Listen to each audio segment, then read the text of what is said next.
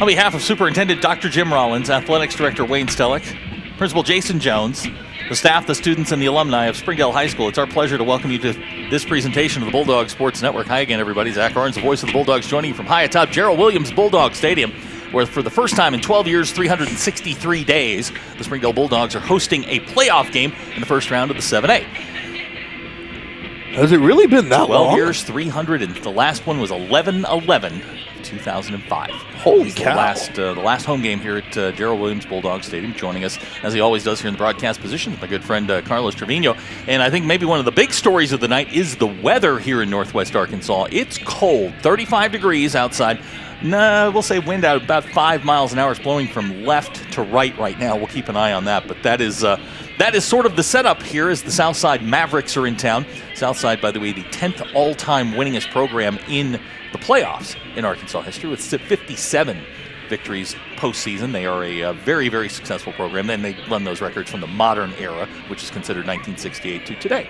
So let's bring in my broadcast partner, Carlos Trevino. Good afternoon, sir. How are you? Good. Make you feel old here for a second. I was in 5th grade last time we hosted a playoff game. Fantastic. I appreciate you bringing graduated that up. 5 years ago. That's awesome. Yes, definitely makes me feel better. But it has been 12 years, and the Bulldogs finishes the 4 seed out of the 7A West with their win last week in Van Buren. They secure their first home playoff game, and as we said, the Southside Mavericks are in town. They are 5-5 in the year, 2-5 in a very rugged Central 7A Central. They're a good football team, and Carlos and I are going to talk about some of the weapons they've got. But let's talk just some first impressions here. There's been an air of excitement. This is the only game in town this week. There is an air of excitement about this Springdale Bulldog football team getting to host a playoff game for the first time. And really, I mean, the seniors on the team were 6 years old the last time they hosted a playoff game. So give me some initial impressions. You've had a chance to take a look at Southside. I did. I actually watched them mostly in their game against Northside last week. And they have a few guys on offense that, quite frankly, are pretty good, I'd say. I believe that's more of an understatement. Their quarterback, Gatewood, is definitely one heck of a player. I believe he passed for just over 1,700 yards this season, 21 touchdowns, rushed for close to 700 yards, another about 9 touchdowns there. And their running back, number 24, Savoy. He's a player. He's a game breaker. So along with Garrett, he also rushed for over 1,000 yards and I believe 15 touchdowns on the ground. So those are going to be 2 guys definitely that I've been watching really the entire time and watching film this week and getting ready for this. And the defense is going to have a huge test ahead of them with those 2. Tay Gatewood is a 3-star prospect, is rated by Rivals. He is certainly one of the best players in our area, and as Carlos said, just 1,718 yards. He does a lot of different things. He's a true dual threat running back, quarterback. He can move a little bit. He and Savoy are pretty much the show. The offensive line is very good, but they're very young. How the weather plays into that, and how the bus trip plays into that. I have a rule when it comes to playoff time: for every hour you're on the bus, give the home team a point. It's about an hour trip up here, so this is pretty much minimal on the bus trips. But it's going to be an interesting night. Springdale, I know, and hanging around the team this week, is very excited to host this playoff game. For the most part, they are healthy. The only player that will not play tonight that we're aware of at this point is Juwan Boyd, still out with that shoulder injury, and of course Grant Allen. Those are the only 2. So let's talk about the Bulldogs here, coming off the win last week. Big night. Welcome back Garrett Vaughn. He goes over the 1,000-yard mark, first since 2011 to do so. Carries the ball 37 times, 3 touchdowns. Just as a side note, he is 4 touchdowns shy of tying the school record for touchdowns. So a big night for Garrett. We could see some history. Absolutely. Another guy that we have coming back this week that has missed, I believe, since about 3 weeks ago, is number 5, Connor Sykes. He's back dressed tonight. He looked good out in warm-ups. Brock's healthy again this week. He looked great. A few other guys in the mix. Martre looked amazing. Darryl looked like nothing was bothering him this week. Yeah, we'll see Darryl this week. Darryl had a hip injury the last couple of weeks, and they rested him last week to try and after carrying the football against Bentonville, they gave him the week off, and Darryl's good to go. And I mean, it's all hands on deck now. I mean, it's win or go home, and I think Springdale's looking to advance in the playoffs. Winner, congratulations, you get to go to North Little Rock next week, the overall number 1 seed out of 7A. That is not going to be an easy test, but I think all eyes are focused right here on Gerald Williams Bulldog Stadium. So to set the scene for you here, we're about 20 minutes from kickoff. We're going to check in with my conversation with head coach Zach Clark coming up in just a minute. Carlos, we're going to talk very quickly, but before we begin, we're going to mention that we are broadcasting from the Arvest Bank studio here at Gerald Williams Bulldog Stadium tonight.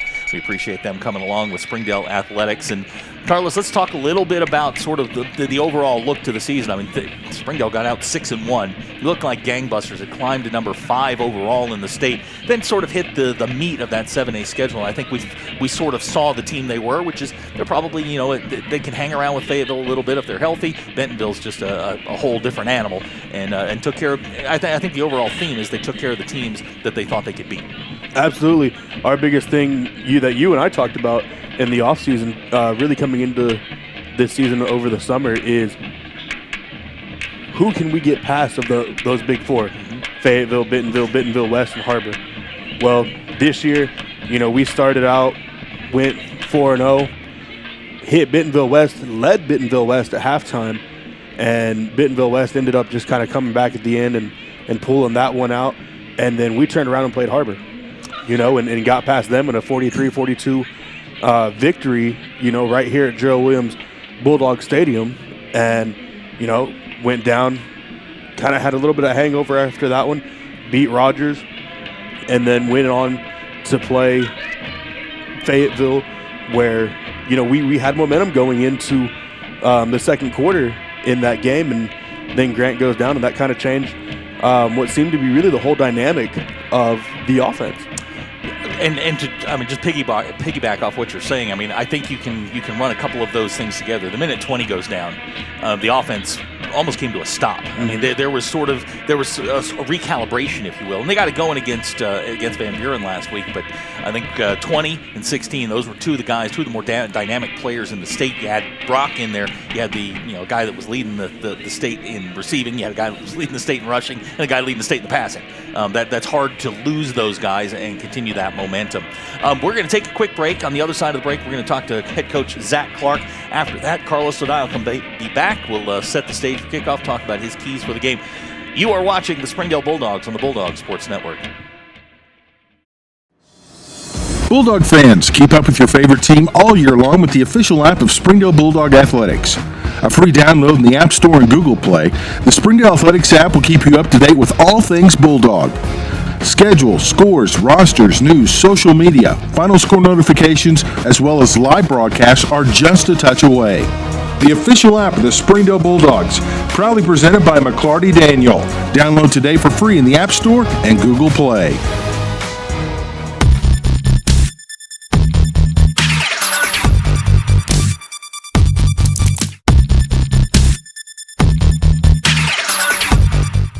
Welcome back to the Springdale Bulldog pregame show here on the Bulldog Sports Network. And joining us, as he always does, taking time out of his busy schedule, the head dog, Zach Clark. And Coach, good week. Got back on the winning track, got the 4 seed locked up, and give us kind of a vibe how the team was after the game on Friday night. Well, it's always great to win, but especially after 2 rough weeks where we kind of took it on the chin to get back.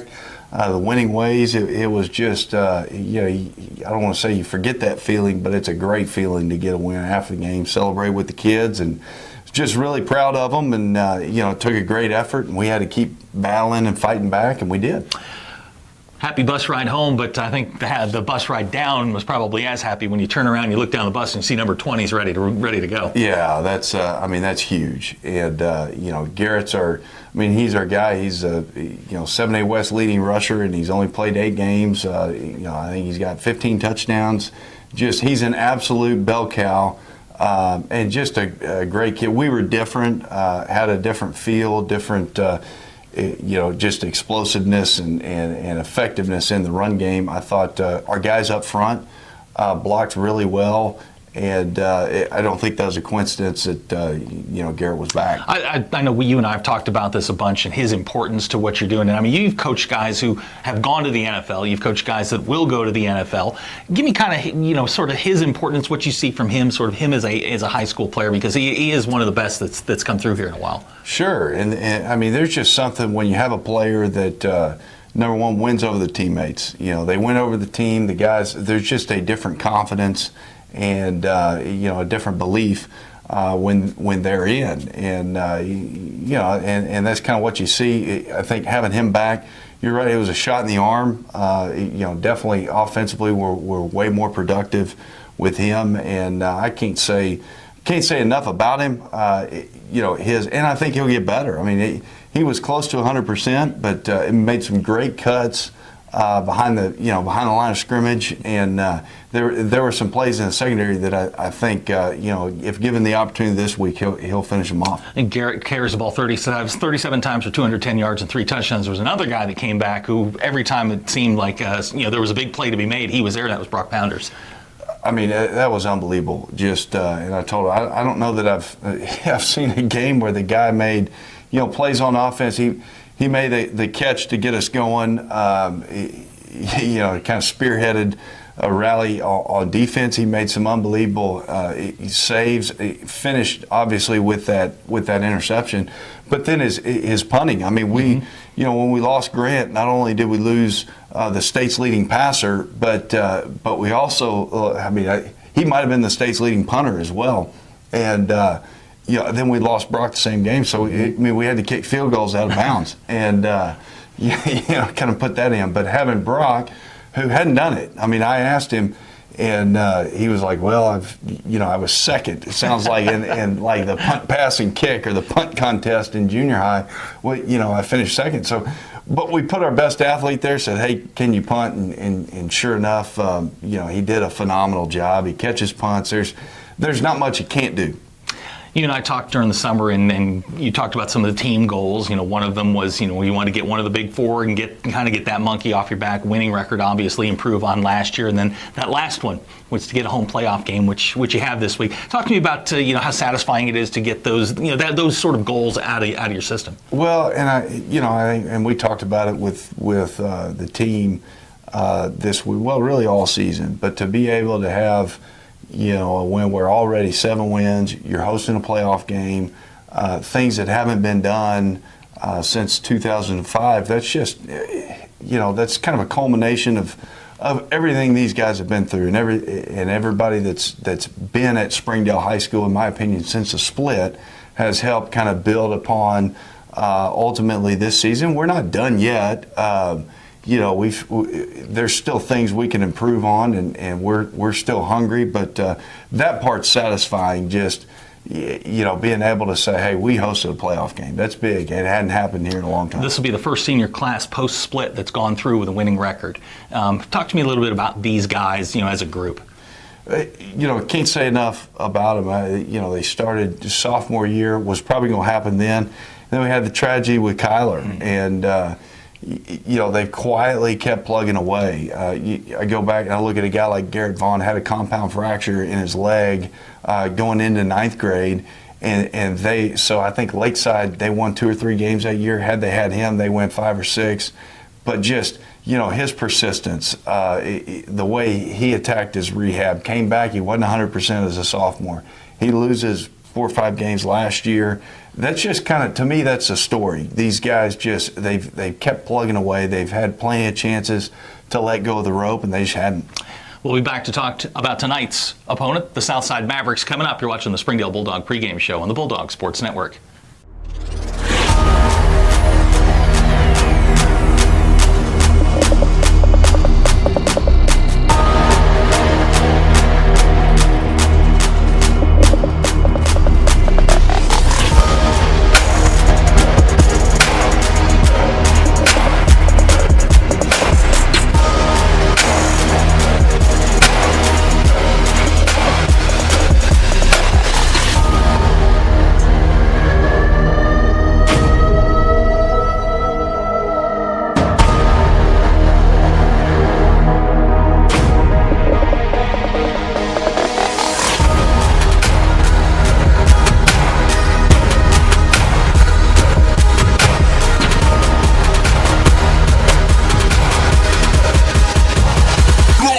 Play fake. Oh my gosh, he's got Connor right down the middle. Connor Sykes into the end zone. Touchdown, Springdale. Oh, that's going to be picked. That's Brock Dog.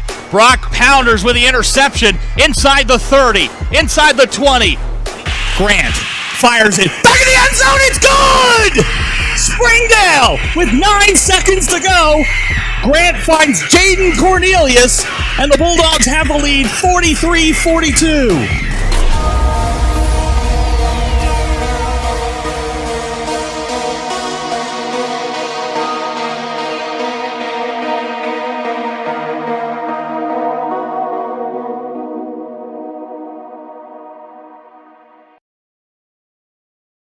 If you absolutely, positively want the best heating and air company in Northwest Arkansas, then you need to call Absolute Heat and Air with over 73 years of combined experience.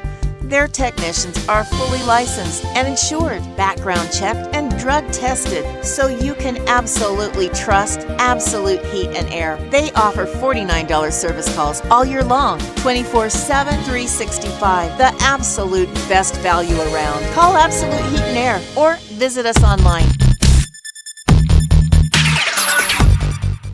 Welcome back to the Springdale Bulldog pregame show here on the Bulldog Sports Network. And Coach, let's turn our attention to tonight's opponent, the Southside Mavericks, coached by Jeff Williams. Tell me a little bit about them kind of as an overall. I think the guy that jumps out at you is number 5, the quarterback, Tay Gatewood. Yeah, he's been a great player. For a couple of years. I think as a sophomore he was their tailback, and they moved him to quarterback last year. It kind of starts with him. I think their tailback number 24 is very explosive. He's a great player. This is it's the best team that Jeff has had in a long time, and he does a phenomenal job. You can tell that they just culturally they've got things going. Their guys play hard. They've played when they beat Bentonville West their first game and looked as good as anybody in the state. And then coming off a rivalry game where they didn't play their best, their receivers really scare me. They just happened to drop a few balls last week, and hopefully they'll continue that trend because they're really talented. But the one thing offensively, the last few years they've really been able to score. That's no different this year. They've got a lot of weapons, and then defensively I think it's a Davenport kid back, number 23. He's as good of a linebacker as we'll see this year. Just a phenomenal player that they're playing a lot better on defense, much improved defense this year. So they're very scary. They are the number 5 seed, but I don't think a lot of people that follow 7A West football understand exactly how deep the 7A Central is. There's 7 teams in that conference that could have competed in the playoffs. That's right. I mean, it is a meat grinder down there, and we talk about it. Certainly is here. I mean, it's 7A football, but I think the Central has for years it wasn't. It's kind of the West and then everybody else, and it's not that way anymore. I mean, it's any one of those 7 teams. It's not a good matchup. I mean, you're going to be in for it. There's no easy games left. Last time you faced them was 2015. This team's a lot different. They're very good on both sides of the ball, offensive line, defensive line. How does that present matchup advantages or problems for you? Well, I think that was a regular season game when they were in this conference 3 or 4 years ago. We were a totally different team, and I wouldn't want to take that team that we have. I mean, they love those guys, but glad we've got who we've got. Luckily, we've got quite a few more pieces. We're banged up, but getting a little healthier, and maybe that's at the right time. We're starting to kind of settle in, and it's going to take a great effort, but I think very encouraged by last week and this week in practice. Coach, best of luck to you. Kickoff's coming up. You're watching the Springdale Bulldog pregame show on the Bulldog Sports Network.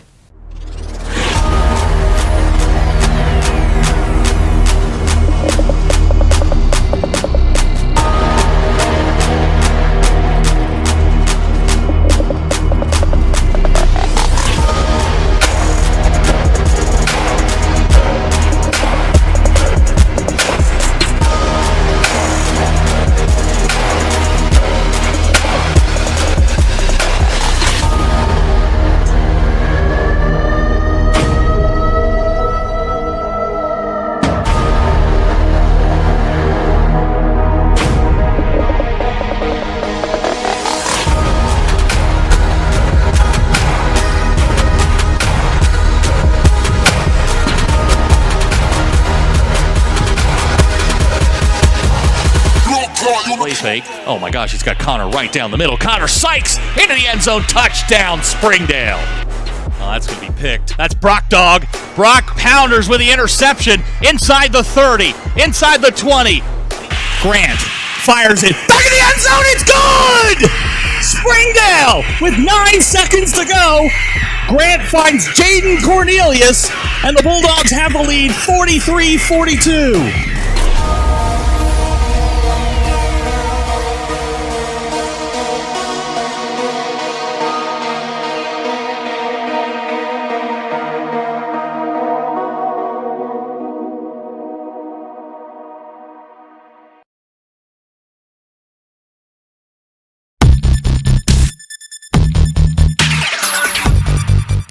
Welcome back to Gerald Williams Bulldog Stadium. We're about 5 minutes from kickoff. Carlos and I up here in the broadcast booth. It is cold outside. It is 35 degrees. Clear night. The wind's blowing very, very slightly from left to right on your screen, about 5 miles per hour. And Carlos, weather is certainly going to be one of the issues tonight, but let's delve into your keys to the game between Southside and Springdale. My keys to the game for this week for round 1 of the playoffs are the run defense. Really needs to step up this week. As we said, Gatewood and Savoy are two guys that can definitely make you miss and that will make the Bulldogs miss tonight. How well can the defense wrap up and keep these guys at bay? Springdale as well this week really needs to find a passing offense. Last on the ground outside of the long pass play that Bartray 1 yard line seemed to be very. He wasn't passing to speed.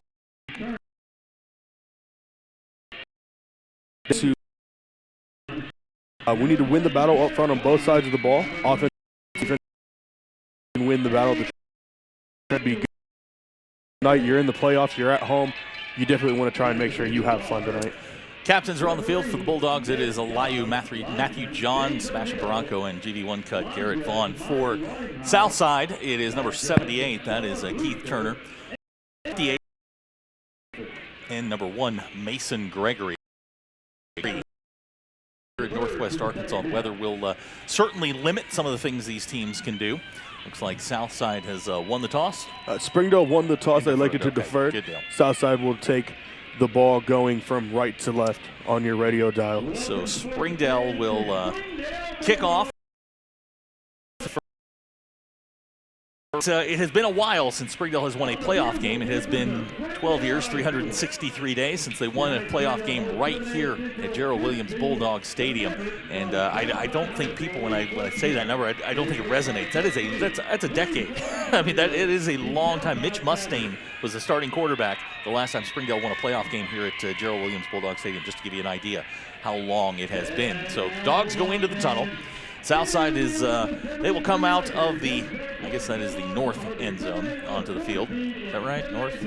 Yeah, yes. It's north end zone. Thank you. Springdale will come out of the south end zone. Here they come, arm in arm. The Bulldogs, 7-3 on the season, 4-3 in 7A West Conference play. They are the overall.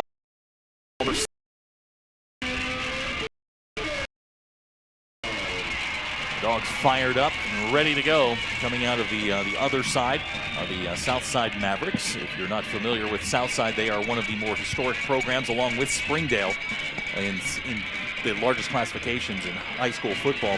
57 career postseason wins for the Mavericks.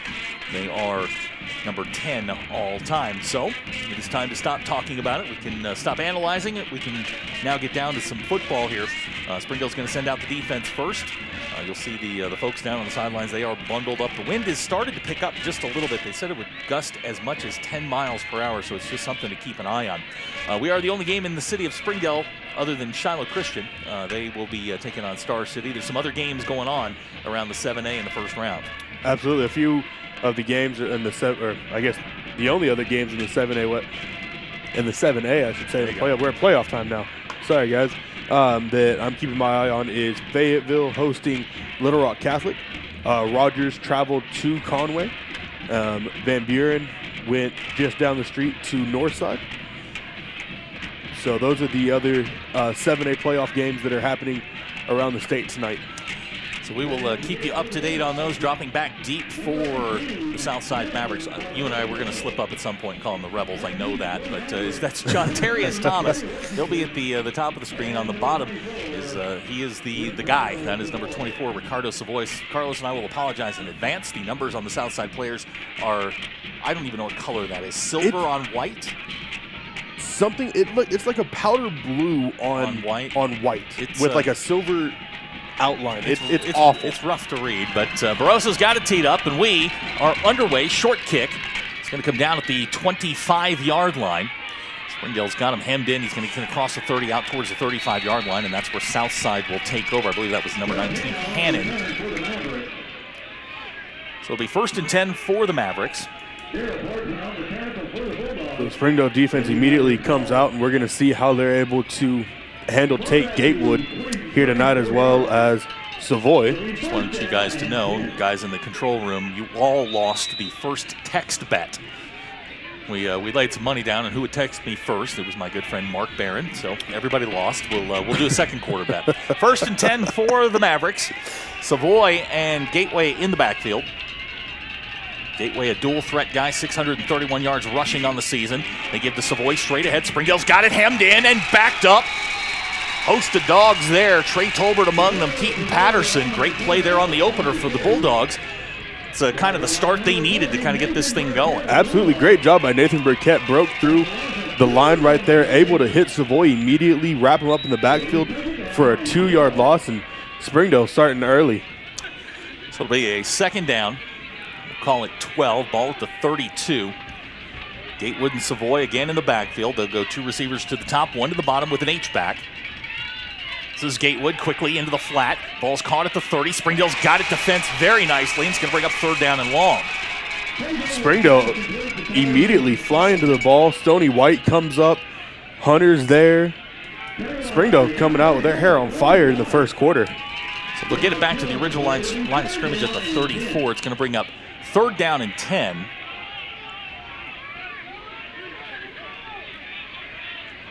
Gatewood and Savoy in the backfield. That's Colton McBride. He's the receiver to the top of the screen. You got 3 to the bottom. Chops showing blitz. Here's Gatewood to throw. Good protection. Pressure comes in his face. Ball's incomplete. Springdale's going to get a 3 and out on their first series, and that's huge for this Bulldog defense. Absolutely. Springdale forces a 3 and out, I think really for the first time this season. On the first drive, I don't think that's something that, Zach, you and I have been able to say this year. Remember all 3 and outs this season are brought to you by Tim Pruitt State Farm Insurance. So Puckett will come in to kick for Southside, dropping back for the Bulldogs, Martre Simon and Brock Pounders. Brock, the leading punt returner on the team. He's averaging about 9.9 per return. Puckett, high kick. Martre calls for the fair catch, and he'll catch it at the 36, and that's where Springdale will take over. So a good start for the Bulldogs. 3 and out. They get the football. Good field position in this offense, led by Garrett Vaughn, will attempt to, in talking with the coaches, they've got some different wrinkles. This Southside front 7 is very, very good. So they've got some things planned to try and move these guys around. Now, one of the things we do want to keep an eye on is Darren Davenport, who is the star of that defense. He's a legitimate Division I prospect, a 3-star guy. He was said to be hurt this week. He's in the game right now at the middle linebacker spot. He is by far their best player. So 1st and 10 for the Bulldogs. It's Brock Pounders in motion. Garrett drops back into the running back spot. Play fake. They're going to throw it high and long, looking for Brock down the sidelines. I checked that. Connor Sykes' ball goes incomplete. So Springdale takes a shot on the first play of the game. It goes incomplete. And Springdale will be faced with a 2nd down and 10. Southside does a great job there of running stride for stride with Connor. And as soon as the ball went up and got in Connor's hands, Southside was right there to knock that ball away. Welcome back, Connor Sykes. First play back. Go deep. So 2nd down and 10. Springdale's going to show a 4 wide receiver set. Connor Sykes in the backfield. Well, they'll shift. Garrett will come back to the running back spot. Jaden Cornelius, the tight end. Here's Garrett on the counter. Finds a little bit of hole across the 45. Garrett Vaughn. 1st down, Springdale across the 50. Still going down to the 44-yard line, and the Dogs off to a flying start. 1st down at the 44 in Southside territory. Great run there by Garrett Vaughn. Get across midfield, get into Southside territory. Good job there by the offensive line on the left side. Be able to seal that in and get Garrett upfield. So 1st and 10 for the Dogs. Clock running, 10:14 to go. 4 wide receivers set. It's Jaden in motion. Play clock at 10. So pitch to Garrett, trying to get to the outside. Cuts back. He's got positive yardage down to the 41. We'll call it a 3-yard pickup, and the Dogs will be faced with a 2nd down, and we'll call it 7. Springdale's run game early right now being very effective. Pickup of about 4 or 5 right there on that carry for Garrett, as well as that 15-yard carry right before that. Credit up front to the boys up front, Jesus, Alayu, Rafi, Fu, and Ortega. It's Pounders in motion. 2nd down, 7 clock running, 9:30 to go in the 1st quarter. Here's set up the screen. That's Brock across the 35. Brock to the 30. Brock Pounders to the 20. 15, and he's going to be knocked out of bounds inside the 10-yard line. And the Bulldogs are on the move. Great job there by the offensive line and by Garrett setting up that screen for Brock. Brock takes it down inside the 10-yard line to the 8, and Bulldogs now inside the Storm Orthodontics red zone with a 1st and goal. How's this for Brock's luck? That is a 33-yard pickup that leaves him 1 yard shy of 1,000 yards on the season. So it's 1st and goal, ball at the 8. Got some personnel changes coming in. Chase Jones is checked in along with Jaden Cornelius. Jaden and Chase will switch to the other side. 2 receivers, Martre and Brock. They're going to give to Garrett straight ahead. Garrett heading for the end zone. Touchdown, Springdale! Garrett does a great job there, bouncing it to the outside. Saw nothing inside. Said, hey, let's try a little bit more real estate outside. Gets in the end zone. Bulldogs on the board first. 5 plays, 64 yards. The Dogs impressive on their opening drive. They jump out to a 6-0 lead. That's Garrett's first rushing touchdown on the year. He is now 3 shy of tying the school record. In to try the extra point is Barroso. Snaps down, kick on the way, and it is good. So with 9:14 to go in the 1st quarter, our score, Springdale 7, Southside nothing. We'll be right back. You're watching the Springdale Bulldogs on the Bulldog Sports Network.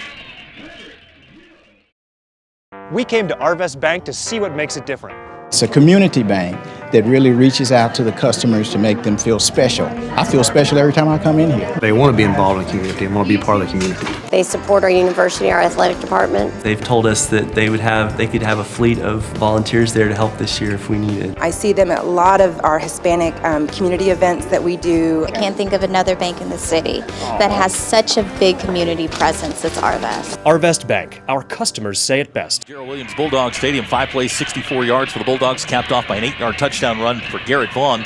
He's Carlos, I'm Zach, got Seth, got Bailey back there, and I don't know what she's doing. She's over here just working away. Writing a paper? All right, we'll go back to work. She said she is, so.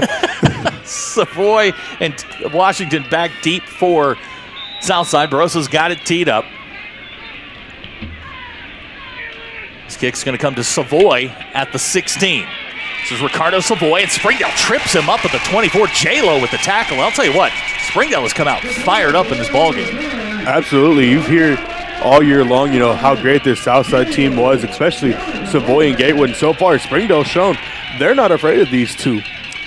So it'll be 1st and 10. Ball will be marked at the 20. Looks like they're going to put it at the 23. We'll see what Coach Jeff Williams, and we were talking about this off air. Coach Jeff Williams, the head coach at Southside, took over for Barry Lunny when he came to Bentonville. So he has been there 13 years. This is his 13th season at Southside.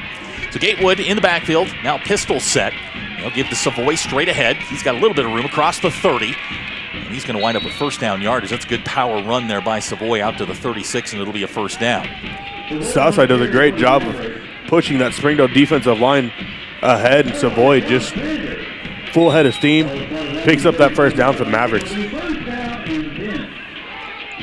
You look across, this Mavericks offensive line's pretty big. They're a big group of kids. McBride and Schwartz go to the top of the screen. I believe that's Mason Gregory to the bottom of the screen. And these numbers from Southside are impossible to read. Here comes Savoy. No, Gatewood's going to keep it. He's going to fire, and he's got a man wide open. That is number 7, Tyrese Solomon. He will cruise into the end zone. And Springdale gives up a big play on defense. And pending an extra point, we're going to be tied at 7. Gatewood does a great job there of running that play action. Saw Solomon just kind of sneak past Cook right there. And just strides into the end zone. The Southside, they'll run the swinging gate here. Their kicker, Robles, now checking in. So it looks like they'll go for the conventional 1-point play. Didn't take long for Southside to get back into the ballgame. 2 plays, 77 yards. 64 of that coming on the touchdown to Tyrese Solomon. Here's Robles. High snap, kicks on the way, and it's good. So our new score with 8:54 to go in the first quarter. Southside 7, Springdale 7. We'll be right back to watching the Springdale Bulldogs on the Bulldog Sports Network. If you want fast, easy, and affordable service, visit McClarty Daniel. Keep your vehicle running like new in our state-of-the-art service facilities. We know your time is valuable. Our factory-certified technicians with decades of experience will get you in and out and back on the road quickly. We service all makes and models at our 6 convenient locations in Bentonville and Springdale. Open 6 days a week. Visit McClartyDaniel.com to schedule your service appointment today.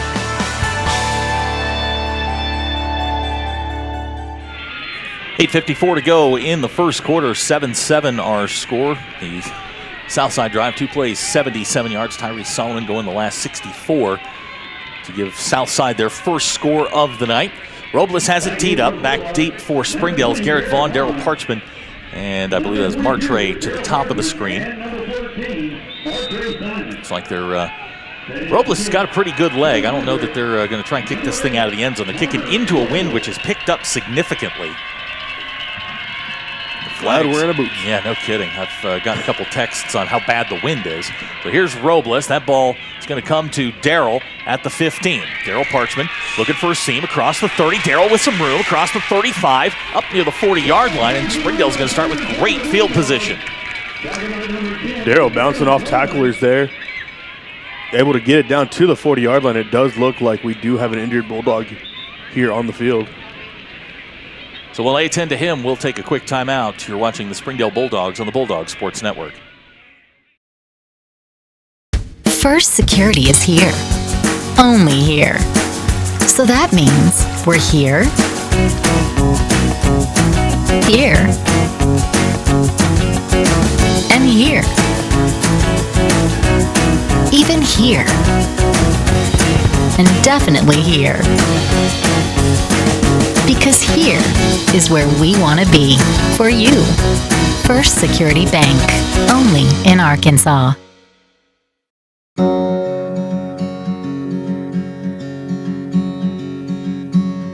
Hometown. That word still means something here. It means we're neighbors. We do the right thing. We care about your family. And you deserve the very best every time you walk in the front door. HAR-BER. Hometown Fresh. Welcome to McClarty Daniel Country. With 6 giant locations and over 3,000 vehicles, Northwest Arkansas is McClarty Daniel Country. Stop by one of our showrooms today to shop our full lineup of cars, trucks, and SUVs. McClarty Daniel is proud to be your premier automotive destination. Need service? We work on all makes and models 6 days a week. Plus, our full-service collision center can repair anything, from a minor ding to a major collision. Have you visited McClarty Daniel Country? Visit us online at McClartyDaniel.com. I need new tires. What size of tire do I need? Will they have my size? Do I need an appointment? When can I get in? How long will that take? Can I drop my car off? Do I have to wait there? What will I do with my kids? Will they have a tire that fits my budget? Does buying tires have your head spinning? At Tire Tracks, we have all the answers built on over 20 years of local service. With 3 convenient locations in Northwest Arkansas. Bulldog was Chop Sanders. He got up under his own power. So it's 1st and 10. Ball at the 40. 3 receivers will go to the top of the screen. Jaden, the inline tight end at the bottom. They're going to give to Garrett straight ahead. Garrett across the 40. Across the 45. Still going. He's going to wind up with 9 yards. Springdale offense getting a little bit of push up front. Springdale doing a great job, like you said, pushing the Southside defensive line back, and Garrett picking up good chunks of yards for the Bulldogs right here early in the first quarter. I think if Coach Brian Davis and Coach Zach Clark had their way, handing the ball to 20 all night's not such a bad idea. 2 running backs in the backfield. Looks like that's Pounders and Garrett Vaughn. They're going to give to Garrett straight ahead. Garrett's going to get the first down. He's going to go across the 45-yard line. This Springdale run game working early. Absolutely. So far, this Southside team really hasn't had an answer for the run game for Springdale. So it's 1st and 10. Ball at the 43-yard line. 8:08 to go in the first quarter. 7-7 our score. Glad you're with us here on the Bulldog Sports Network. He's Carlos and Zach. We got Seth in the control room running things. I also want to welcome those who watch or listen to our game, on ESPN Radio 95.3 down in the River Valley and ESPN 1290 AM. Glad to have you along. 5 wide receiver set. Clock is running with 7:45 to go. We're broadcasting here at Gerald Williams Bulldog Stadium from the Arvest Bank Studio. It looks like we're going to get a timeout Springdale, so we'll take that with them. We'll be right back. You're watching the Springdale Bulldogs on the Bulldog Sports Network. When accidents happen, our 30 minutes or less ER service pledge can mean less waiting and faster care. The 30 minutes or less ER service pledge at Northwest Health System Bentonville and Springdale. Our 30 minutes or less ER service pledge means faster care. And because we're full service hospitals, a lot more care if you need it. Less waiting, faster care. At Northwest Health System Bentonville and Springdale. Welcome back to Gerald Williams Bulldog Stadium. You've got some scores from around the 7. I do. Fayetteville leads Little Rock Catholic 14-0. Conway leads Rogers 14-0. And Northside, who actually just came up short on a 4th and 7 at the Van Buren 24, turns the ball over to Van Buren, and they're up 7-0. All right, so there you go. Talked to Casey Dick this week. He was excited. They wanted another shot at Northside. They played him earlier in the year, lost by 16. Felt like his team had gotten better. So it's 1st down and 10, 5 wide receiver set. So far, Springdale moving the football very, very effectively. 81 yards on just 7 plays. Garrett comes back into the pistol. They'll take it and hand it to him straight ahead. Garrett across the 40, 35, runs a guy over down to the 33-yard line in Springdale. Very physical early on, running the football at will on this Maverick defense. Garrett tonight has said, this is not going to be my last game as a Springdale Bulldog. 6 carries, 58 yards, 1 touchdown for the math impaired. That is 9.7 per carry. That's good no matter what league you play in. 3 wide receiver set. Garrett's the running back. I'll give it to him again. Garrett's got a little bit of a seam off the side, runs over a guy, and gets down to the 27-yard line. It'll wind up being a pickup of 6, and Springdale just keeps rolling. Springdale doing a great job with his run game. Good block down here by Connor Sykes, getting himself a little pancake block down here. It's nice when Connor's in there. That's one of those toys that Coach Clark likes so much. He is a physical guy. Now he's going to come into the backfield. Garrett split down at the bottom of the screen in this 3 wide receiver bunch. Now they're going to shift again. Connor will go to the top. Garrett goes back into the backfield. They'll give it to him again. And this time, Southside's ready. It's going to wind up being, we'll give him a half a yard on that. It's going to bring up a 3rd down. Southside, like you said, was ready for that one. Springdale's gone to Garrett mostly the whole game so far, outside of the 2 pass plays, the 1 screen pass and the deep ball to Connor to start the game. It's like Barry Switzer used to say, the football's not heavy. You shouldn't be able to carry it. So 3rd down, 4 yards to go. Ball resting at the 27. Springdale moving around. 3 wide receivers to the top, Brox to the bottom. They're going to try a little bit of a reverse here. Martre. And he's going to be knocked down at the 31-yard line. So Springdale tries a little bit of trickery there. Doesn't work. It's going to bring up 4th down. It winds up being a 4-yard loss. Southside does a great job there of staying home and not really letting Martre or Garrett get to the outside. So it's 4th down and 7, clock running, 5:50 to go. First quarter, Springdale moving with the wind. Wind blowing right now at about 8 miles per hour and gusting to 10. And it is cold. It is in the low 30s. So 4th down and 7. Looking for Brock on the far side. Mueller's pass is short and incomplete, and Springdale's going to turn the football over. Springdale bring on the punt unit here. That was 4th down. Oh, the 4th down? So Springdale turns the football over deep in their own territory. Drive that looked very promising. Springdale will turn it over, give Southside the football back. Southside, 5 plays on offense, 76 yards. That's efficient. 64 of that coming on 1 play. So Gatewood brings him out. He's got Savoy in the backfield. This is Gatewood on the quarterback run. Springdale has him strung out. Gatewood strong. Gets probably 2 yards out of that. We'll mark him down at, we'll call it the 28. And we'll bring up second down. Gatewood does a great job there, just sheer power alone, getting himself 2-3 yards on that carry. Took about 4 or 5 Bulldogs right there to push him backwards. Correction on what I said. He's actually after the 34, so it winds up being a 3-yard pickup. So it's second down. Gatewood tries the swing pass. He's got Savoy who drops it, and they're going to say that pass was incomplete. That was close. Springdale had that one defensed either way, but it's going to wind up bringing up a third down. We'll call it 7. Springdale, as you said, had that defense very well on that swing pass, and Savoy really wasn't going to go anywhere if that ball was completed. Springdale on the year allowing 43% of third down conversions. They'll go 3 receivers to the bottom of the screen, 1 to the top. That's McBride. Gatewood is the quarterback, Savoy the running back.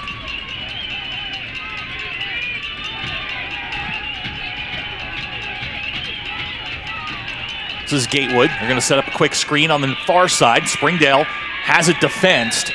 It's going to bring up 4th down. Good play there by the Bulldog defense. Nathan Burkett out there. Springdale had a little help there by, I believe that was number 19, Hannon, on the top of the screen there. Kind of ran into Savoy on that little screen swing pass. And Springdale, as you said, sets up the Rebel with the Mavericks. There it was. and, you know, it's a quarter fine every time you say it. So Puckett will go back in punt formation.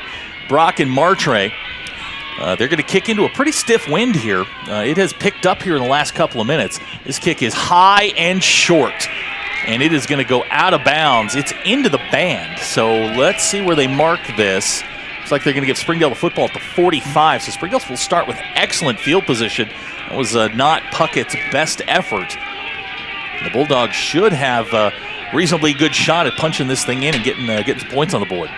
Absolutely. Springdale has been able to move the ball very efficiently tonight so far, especially in the ground game. The passing game, you know, slowly starting to come right now, but we'll see what the Bulldogs are able to do. It was a 17-yard punt by Puckett. He's a better kicker than that. It's just I think the wind has picked up so much and it's swirling. It forced a bad punt on his part. So Springdale takes over. They'll be at the 41-yard line. This is Martre on the pitch, trying to get to the outside. Picks up a block from Garrett. Now he's going to stop and try and change directions. Boy, Martre is stronger than he looks. He's going to wind up getting up to about the 45-yard line all on his own. Martre only listed at 5'7", 150. Martre right there looked like the fridge. He moved the pile a little bit. He's going to wind up getting 3 yards out of it, up to the 45. Clock is running. 3:43 to go, first quarter. 7-7 our score. Glad you're with us here on the Bulldog Sports Network. The first Springdale home playoff game since 2005. They'll go into the pistol set. Garrett is the running back. They'll take and give to him straight ahead. Boy, that looked like a jailbreak. He's going to be knocked down back at the 41-yard line, and Springdale's going to be faced with a third down and long. Southside was completely ready for that, for Garrett to get the ball, had brought the house, and as you said, sets up Springdale with a third and long here. So it'll be third down, 11 yards to go, ball resting at the 41, clock moving, 3:08 to go, first quarter. Bring 3 wide receivers to the bottom of the screen. Connor Sykes is the running back. Now they'll shift. Garrett will come back into the running back spot. Springdale sets up the screen. Here comes Brock. He's got to see Brock to the 40, to the 30. Brock Pounders 20, 10, 5. Touchdown, Springdale. Springdale does a great job there on the screen pass. Brock takes it to the house. No doubt about it. Springdale takes the lead again here against the Mavericks. Mueller's first touchdown pass of the night goes to Brock Pounders. Brock doing the majority of the work there. Nice blocking on the outside. And the Bulldogs jump back in front with 2:43 to go in the first quarter. Our score 13-7. Barroso on to try the extra point. And they got him on that on the first drive of the game where they scored. And this sets up yet another touchdown for the Bulldogs. Barroso's kick is on the way, and it's good. So our new score with 2:43 to go in the first quarter, Springdale 14, Southside 7. We'll be right back. You're watching the Springdale Bulldogs on the Bulldog Sports Network. Ozarks Go from Ozarks Electric Cooperative is leading the fiber revolution, connecting the divide with high-speed broadband access to close that gap. From cloud to cloud, post to post, from downtown to way out of town, to connect our customers to a world of blazing speed and access to absolutely everywhere. It's our customers connected and energized with Ozarks Go. The Springdale Bulldogs scoring drive, 3 plays, 58 yards. That one a 59-yard touchdown to Brock Pounders. Brock now over the 1,000-yard mark on the season. He has 2 catches tonight, 92 yards. So Barroso's got it teed up. He'll be kicking with the wind. Savoy and Washington go back deep.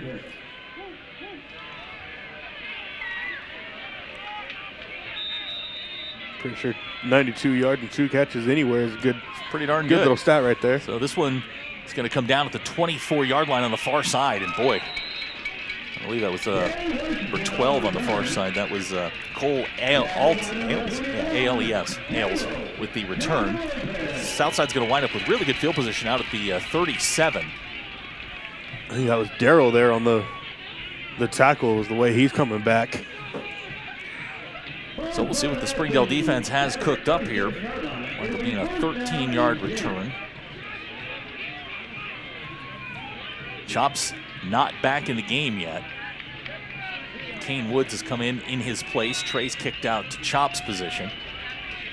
So this is Gatewood in the backfield. He's got Savoy with him. Going to take and give to Savoy. Straight ahead, big hole. Savoy at the 45, and he stood up. Nice tackle on the far side.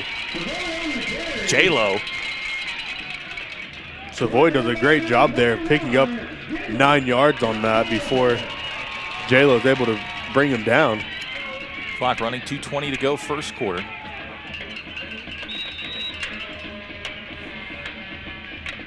Solomon and Schwartz will come to the bottom of the screen. That's Colton McBride. He's the big, tall receiver to the top of the screen. Gatewood and Savoy in the backfield.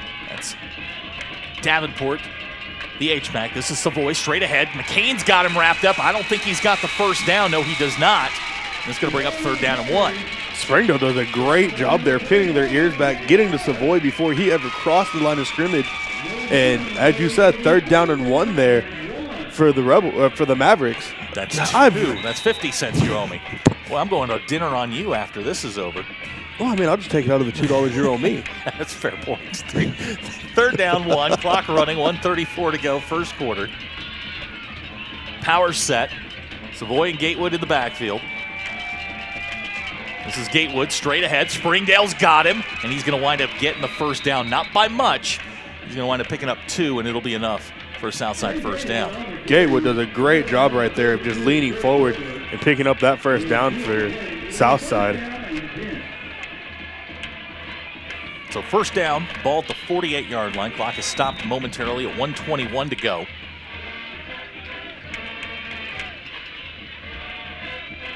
Same formation, pistol set. Gatewood and Savoy are the running backs, or quarterback.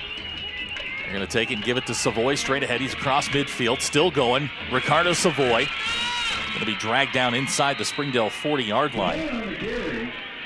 Great job there by Keaton Patterson, really just to hang on to Savoy after he picks up the first down and just slowly stop momentum so Bulldogs can get over there and make the tackle. Savoy now 4 carries, 25 yards, 1 minute exactly on the clock here in the first quarter. 1st and 10, ball resting just inside the 38-yard line.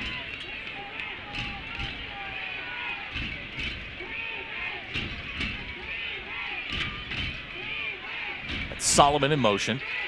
They give the Savoy straight ahead. A little bit of a stutter step's going to get him inside the 35 down to about the 34-yard line. It'll bring up 2nd down. Southside doing a great job there with the run game right now. Just kind of picking up slow yards here, picking up big yards there, and right now just having a real methodical drive. So it's 2nd down, 6. Clock is now under 20 seconds to go in the first quarter. Not sure Southside wants to run this play yet, get the wind here for the second quarter, but it looks like they're going to try and set up and run the play. The play clock is at 13, so they don't have to run it if they don't want to. That's Bogner in motion. They're going to give it to Savoy on the outside zone. Springdale had him there for a second. He makes a nice move. He's going to be inside the 30-yard line down to about the 29. And that'll be the last play of the quarter. And it's going to bring up a third down, and we'll call it a half a yard when we come back.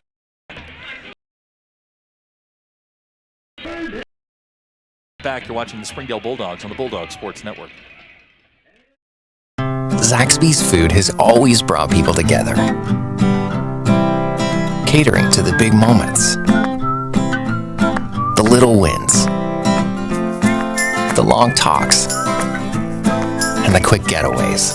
Because food this inviting is bound to add a lot of flavor to your life. Introducing the Zax Pack. Serve with chicken fingers, sides, Texas toast, and iced tea. Pick one up for dinner or your next event. Friends, family, flavor. Zaxby's. Indescribably good. Welcome back to Gerald Williams Bulldog Stadium as we start the second quarter. 14-7 our score. It is cold outside. The first hint of winter has made its way to northwest Arkansas. It is 30, from the last check, it was 34 degrees. The wind was blowing from left to right at 10 miles an hour. And teams are certainly dealing with it. It is a cold, brisk night. I've gotten a couple of texts from people in the crowd telling me how lucky I am to be up here in the booth. And I think Carlos and I share the same sentiment. Yes, we will absolutely take it. So Southside will come out. They'll face 3rd down and 1. Ball at the 29-yard line. Gatewood will be the quarterback. Savoy the running back. They are the workhorses in this offense. Bogner is the tight end.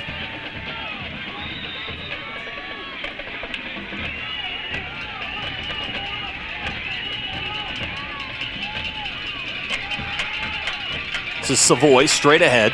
Finds a little bit of a seam. Creates some collision. Winds up getting down to the 22-yard line, and it'll be 1st down. 7-yard pickup, and the Southside drive will continue. Southside does a great job there of picking up that 1st down there on the legs of Savoy.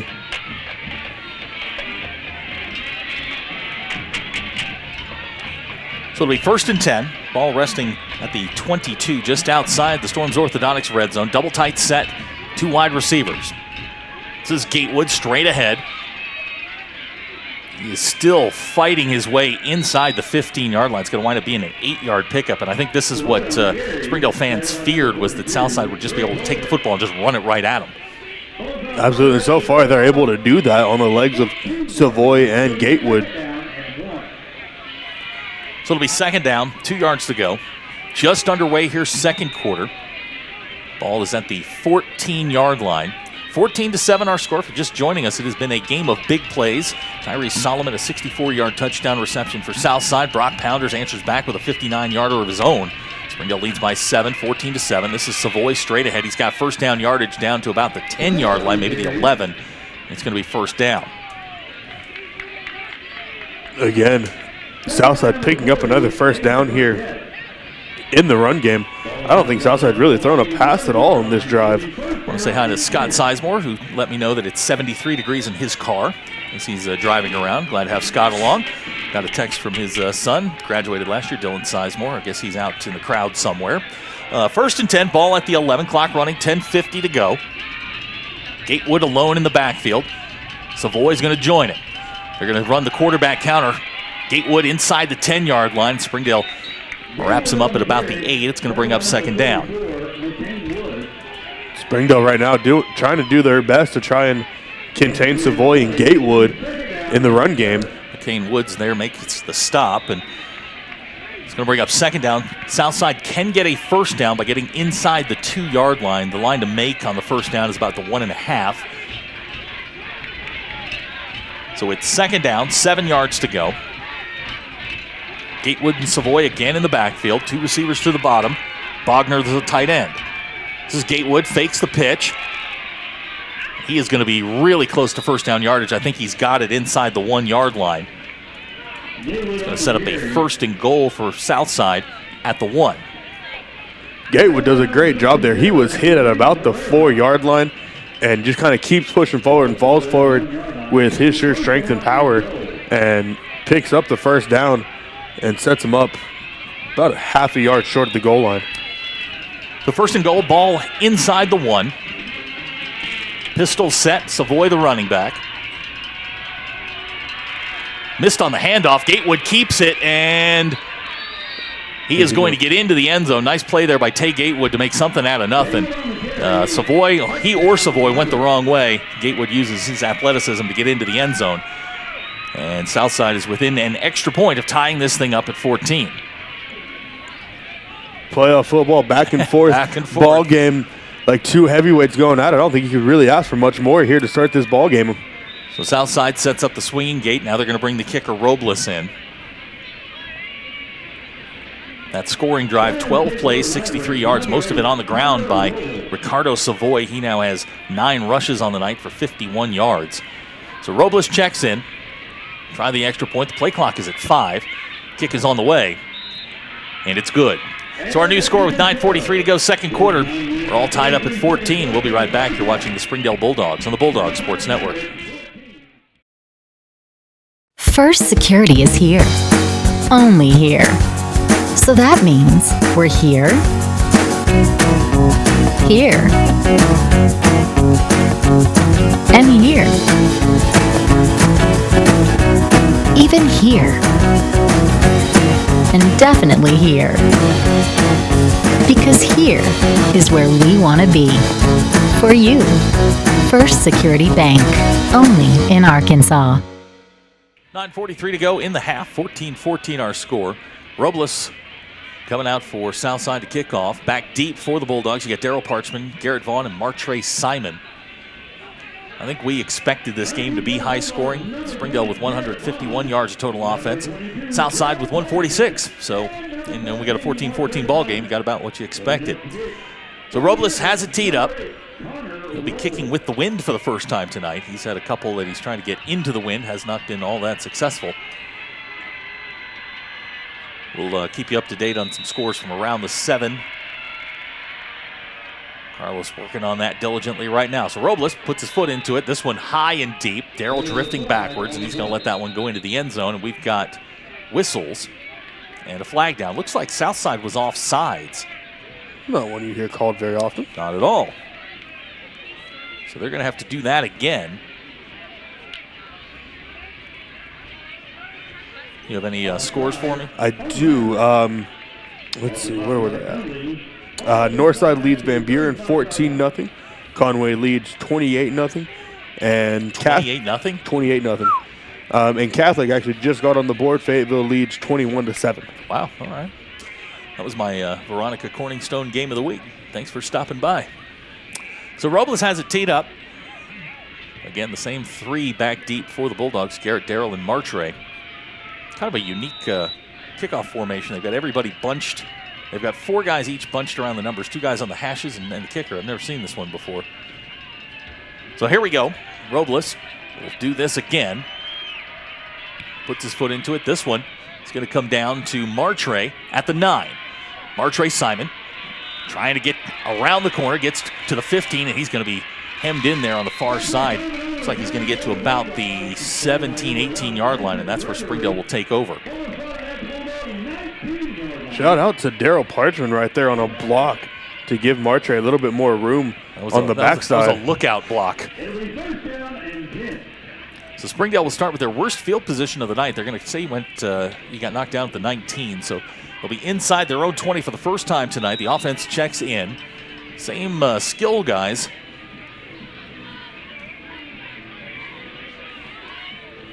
Power set this time. Jaden Cornelius, the tight end. You got Garrett, and I believe that is Brock now coming in motion. So 1st and 10, ball at the 19. They'll give to Garrett, looking for a little bit of a hole.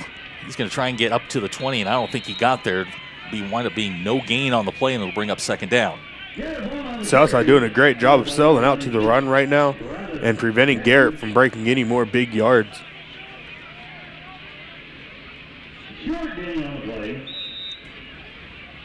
So it's 2nd down, 10 yards to go. 3 receivers will come to the bottom of the screen. 2 will go to the top. Southside showing blitz. Now they'll bring Garrett back into the pistol set. Clock running, 9 minutes to go. The play clock is at 9. That's Brock on the reception at the 26. Makes a move. Brock to the 35, to the 40. Fumbles the football. He rolls out of bounds with it at the 45. That's going to be enough for a Springdale first down. The Brocket is off and running tonight. He's over 100 yards, and we're a quarter and 3 minutes into the ball game. Brock doing a great job there, making guys miss. Couldn't quite hang on to the football there, not quite sure what happened. I think he tried to switch arms and just kind of lost control of it, and luckily he was able to regain it and just kind of roll out of bounds. Mueller and Brock hook up again. Brock now 3 catches, 118 yards. This is Garrett trying to get to the outside, trying to find some room, gets across the 45, makes something out of nothing. He's going to wind up getting 3 yards on that, and it'll bring up second down. Good job there by Garrett. Southside had him in the backfield, and big kick out block there by Jacob Sissamfu on the outside. Garrett cuts back, and Fu's guy just kind of breaks ankles and falls right there. Clock running, 8:20 to go. We're tied at 14. 3 wide receiver set. Jaden Cornelius, the tight end. They'll give to Garrett straight ahead. Garrett busts through across the 50, still going to the 45. It's going to be really close to first down yardage. You know, no matter how many times he does that, I shouldn't be surprised. I mean, he does it all the time, but, I mean, he is so good. Garrett Vaughn, one of the best running backs in the state of Arkansas now, 12 carries, 60 yards, and a touchdown. I guess, I just shouldn't be surprised any longer. Garrett, I'll tell you what, next year we're definitely going to miss 20 in the backfield. Yes, we are. 4 wide receiver set. First down 10, clock running, 7:55 to go. Here's Garrett again, makes a guy miss across the 40-yard line. He's going to run out of bounds. Picks up good yardage there. Going to give him about 7-8 yards on that, and it's going to bring up second down. Good job there by the offensive line, able to keep Garrett from... You know, one of and I don't mean to cut you off, but one of the things that he does is he accounts for guys. He makes guys miss. The offensive line can miss a block here and there, and he can make that guy miss. He's as good as having another offensive lineman out there. He really is, and, you know, the runs up the middle, you know, really don't go anywhere without that front five. Mueller tries to run, and he is going to be knocked down for no gain, and he fumbled the football. And they're going to say he was down, so Springdale catches a break. It's going to wind up being 3rd down and 3. So Springdale with their first 3rd and short of the ball game. So I think right here, if you're Springdale, I'd kind of run Here's an idea. a play action. 20. You know, I'm no genius or anything. I played Madden a couple times, but I'm giving the ball to 20. Yeah, but you lost to 20. That's true. 3rd down, 2 yards to go. Ball resting at the 37. Here comes Garrett trying to get to the outside. Garrett makes a guy miss across the 35. First down, Bulldogs. Get you a pancake block, Jared Cornelison. As soon as Garrett got the ball, Jaden just obliterates his guy and is able to get Garrett to the outside.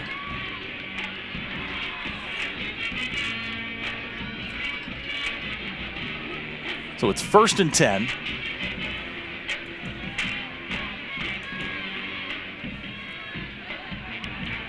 Springdale will throw. They're going to fire high and long, looking for Connor Sykes. Thought he was interfered with. They're going to say no dice. That's going to bring up second down. Connor's trying to figure out the same question we are on how that wasn't pass interference. Had a guy draped all over him, holding his arm, and refs not throwing that one. And Coach Clark's right here, right in front of us in the ear of the side judge. So it'll bring up second down and 10. Same formation they give to Garrett on the outside zone. Good blocking across the 30-yard line. He's going to be knocked down at the 27. He'll pick up 6. Springdale will be faced with a 3rd down and short. The line to make is the 23. You got to give credit to that offensive line. See Ortega, Del Daco working hard there. Fu, Alayu, Jesus just working really, really hard. Clock is running, 6:10 to go. Southside shows blitz. Now they back out of it, and now they're going to show it again. There's Garrett on the pitch across the 25, and he's going to be really close to first down yardage. Looks like they're going to give it to him at the 21. Garrett does a great job there picking up the first down for the Bulldogs. And Bulldogs, started, I believe, inside their own 20-yard line. And right now, about a yard or two outside the Storm Orthodontics red zone here in Southside territory. So 1st and 10, ball at the 22. 5:50 to go in the half. 5 wide receiver set. Garrett is the slot back to the bottom of the screen, right there by the S on your screen. Springdale will throw. Fire to the outside, pass complete. Mueller's pass complete to Brock Pounders. That's going to be knocked out of bounds at the 17. It'll bring up second down. Check that.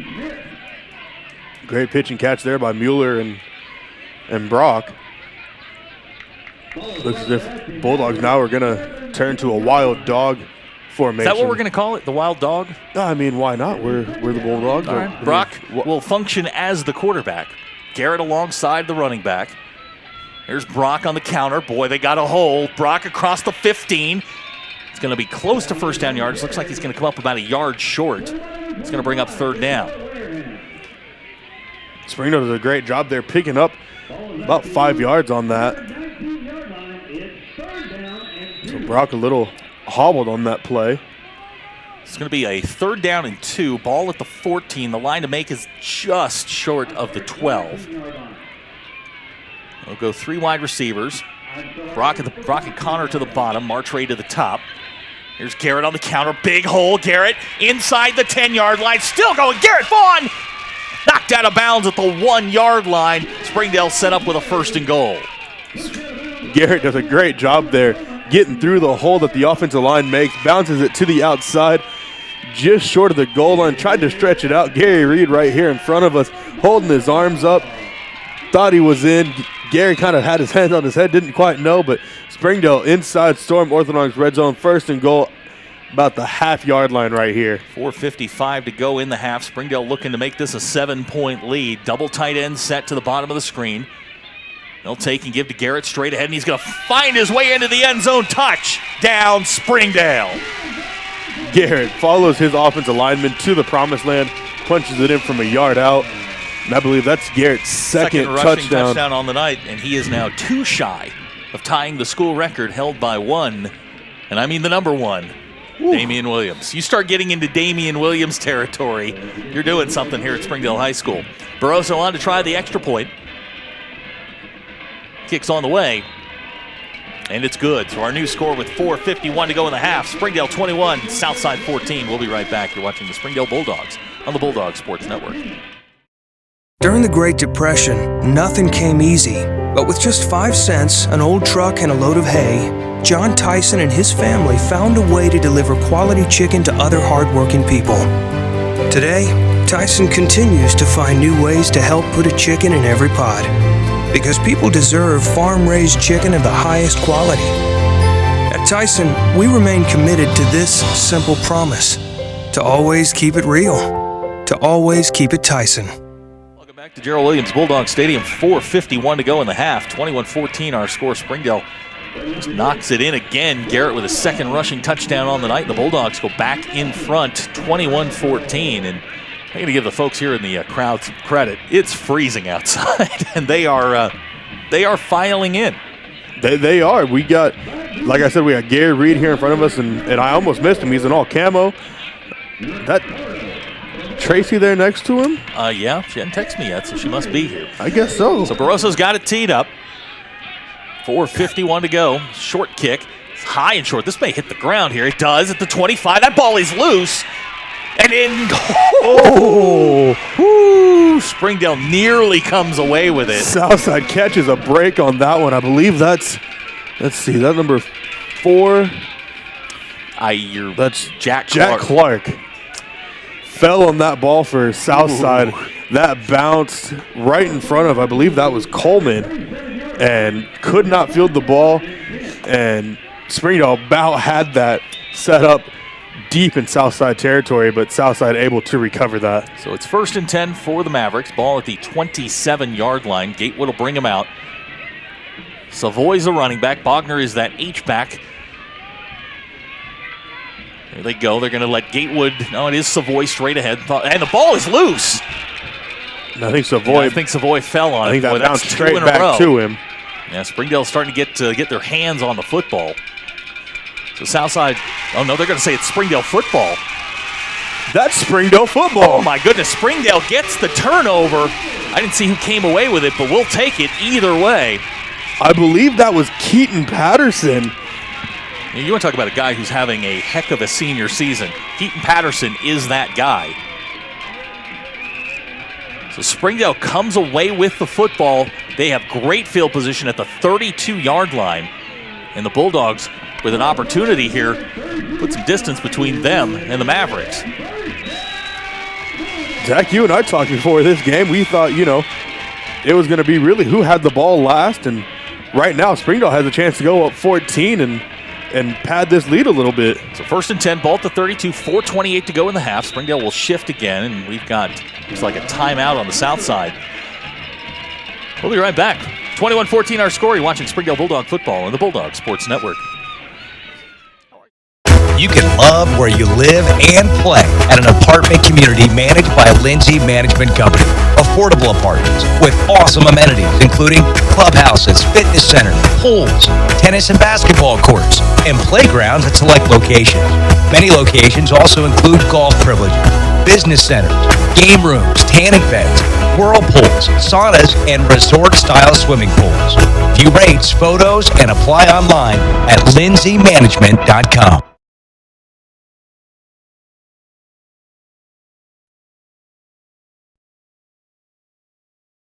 Now in a prime spot here. Now keep this in mind, they're going to get the football to start the second half. So you might be able to get a 2-for-1 here and really maybe put some distance between you and the Mavericks.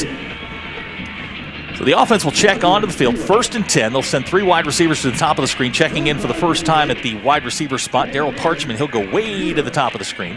Brock and Martre are the other 2 receivers. Garrett's the running back. Jaden the tight end. Play fake. They're going to fire right down the middle. That ball is behind Brock Pounders. Mueller misses it on the seam route.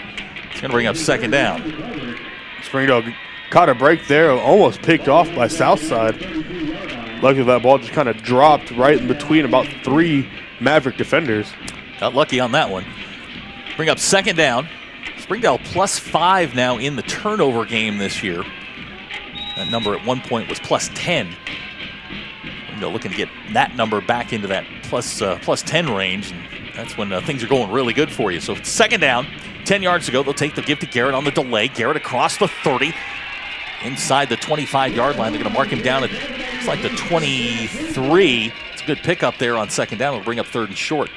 Garrett doing a little home-style cooking here for the Bulldogs. Garrett's carried the ball 19 times in the first half for 117 yards and 2 touchdowns. What did we say last week? We said a lot of things about Garrett. All of them good.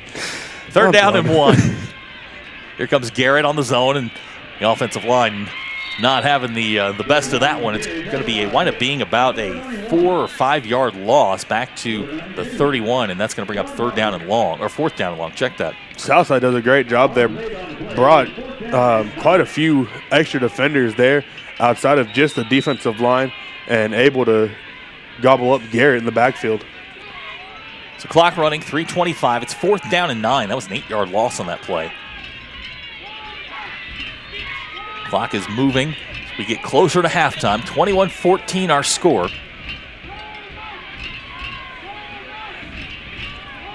Springdale, I think, is going to take this down to 1 second, call timeout, and they'll talk about it. That's exactly what they're going to do. So we'll take the break with them. 21-14 our score. You're watching the Springdale Bulldogs on the Bulldog Sports Network. First Security is here. Only here. So that means we're here, here, and here. Even here. And definitely here. Because here is where we want to be for you. First Security Bank. Only in Arkansas. Welcome back to Gerald Williams Bulldog Stadium. 3:06 to go in the half. 21-14 our score. Springdale facing a 4th down and 9. They're going into a pretty stiff wind, so I think the field goal opportunity is gone. This is a sign you're certainly not going to punt it unless you go Davis special. It looks like they're going to send the offense out. According to the National Weather Service, the wind is now blowing at 13 miles an hour directly into Springdale's faces as they move from right to left. Garrett will flex out down at the bottom of the screen, and they'll throw for it. And Mueller's going to go down back at the 33-yard line. So Springdale turns it over. Southside does a great job bringing pressure there, getting Mueller in the backfield and turning Springdale over there after their fumble. It's a, like I said, that's a bit of a gut punch there. I mean, Springdale gets the turnover, has a chance to put some distance between they and the Mavericks. Can't come away with anything. Turn the football over, and now Southside with 2:59 to go in the half has good field position out at the 34-yard line. Gatewood brings them out with Savoy in the backfield. They'll be moving left to right with the wind. 3 wide receivers to the top of the screen.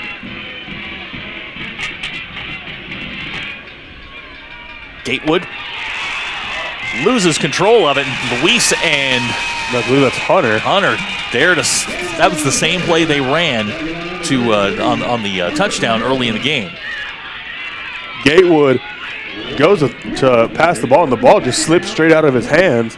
It's going to wind up being a 10-yard loss back to the 24, so it'll be 2nd down and 20. And I'll tell you, if Springdale can get a stop here, they could get one more opportunity with the football. The clock right now moving with 2:28 to go. They'll go 4 wide receivers, 2 to the bottom, 2 to the top. Savoy is the running back. 9 seconds on the play clock. Gatewood to throw. Firing down the middle, looking for Savoy. He's got the ball. He had that, and it gets knocked away. Was that Christian? I believe that's Christian. Wise. He knocked that away at the last second. I thought Savoy had that one. It's going to bring up 3rd down and 20. I think if you're Southside here, you go conservative, run the football and kick it. Springdale's only got 1 timeout left. Maybe you make them use it. Yeah, if I was Southside, I'd definitely go for it and try and see what you can get for Springdale to use their last timeout of the half. But again, Zach, that's why we're up here. That's exactly right. And they're down there. 4 wide receivers set. 2:14 to go in the half. 3rd down and 20. Gatewood to throw. Good pressure there from Hunter. Gatewood fires high, and it's intercepted. That's Christian Wise with the interception. He's going to run out of bounds inside the 20-yard line, and that's why you run the football and then kick it. Springdale, the beneficiary of another takeaway. And the Bulldogs set up in great field position at the 19. That'll set Springdale up inside the Storm Orthodontics red zone here with 2:04 left in the half. And Springdale looking to punch it in. Christian's 2nd interception of the year. First one came at Parkview. Way back in August. You pointed at me, and I'm like, Just quizzing you. Ball's going to be marked at the 18-yard line. 2:04 to go in the first half. Springdale does have 1 timeout left. The offense will check in. The play clock is at 4, 3, 2. They're not going to get the play off. So Springdale's going to be charged with a delay of game penalty, and those are just the kinds of things you can't have happen in that particular situation.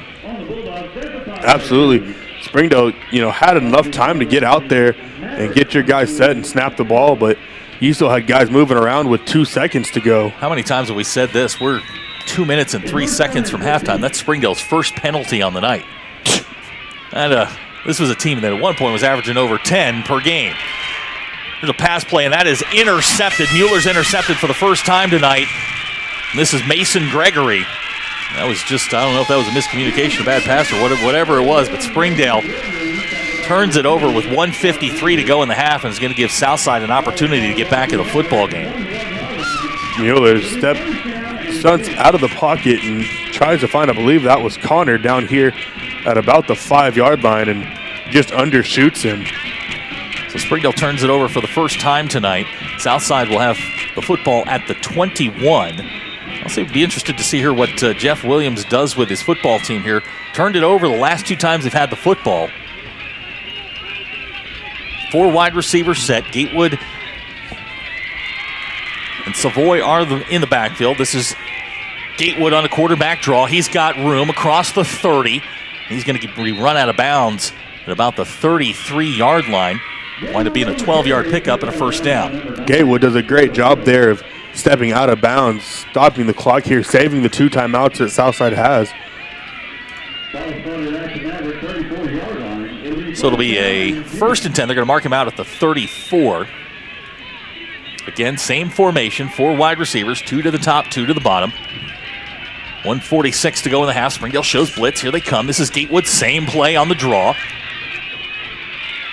Gatewood's going to get across the 35. He's going to wind up picking up about 3 yards, maybe up to the 36, 37-yard line. It'll bring up 2nd down. Springdale does a great job there making sure Gatewood doesn't really get anywhere near the boundaries and keeps him in bounds as the clock keeps rolling under a minute and a half here in the first half. So 2nd down, 7.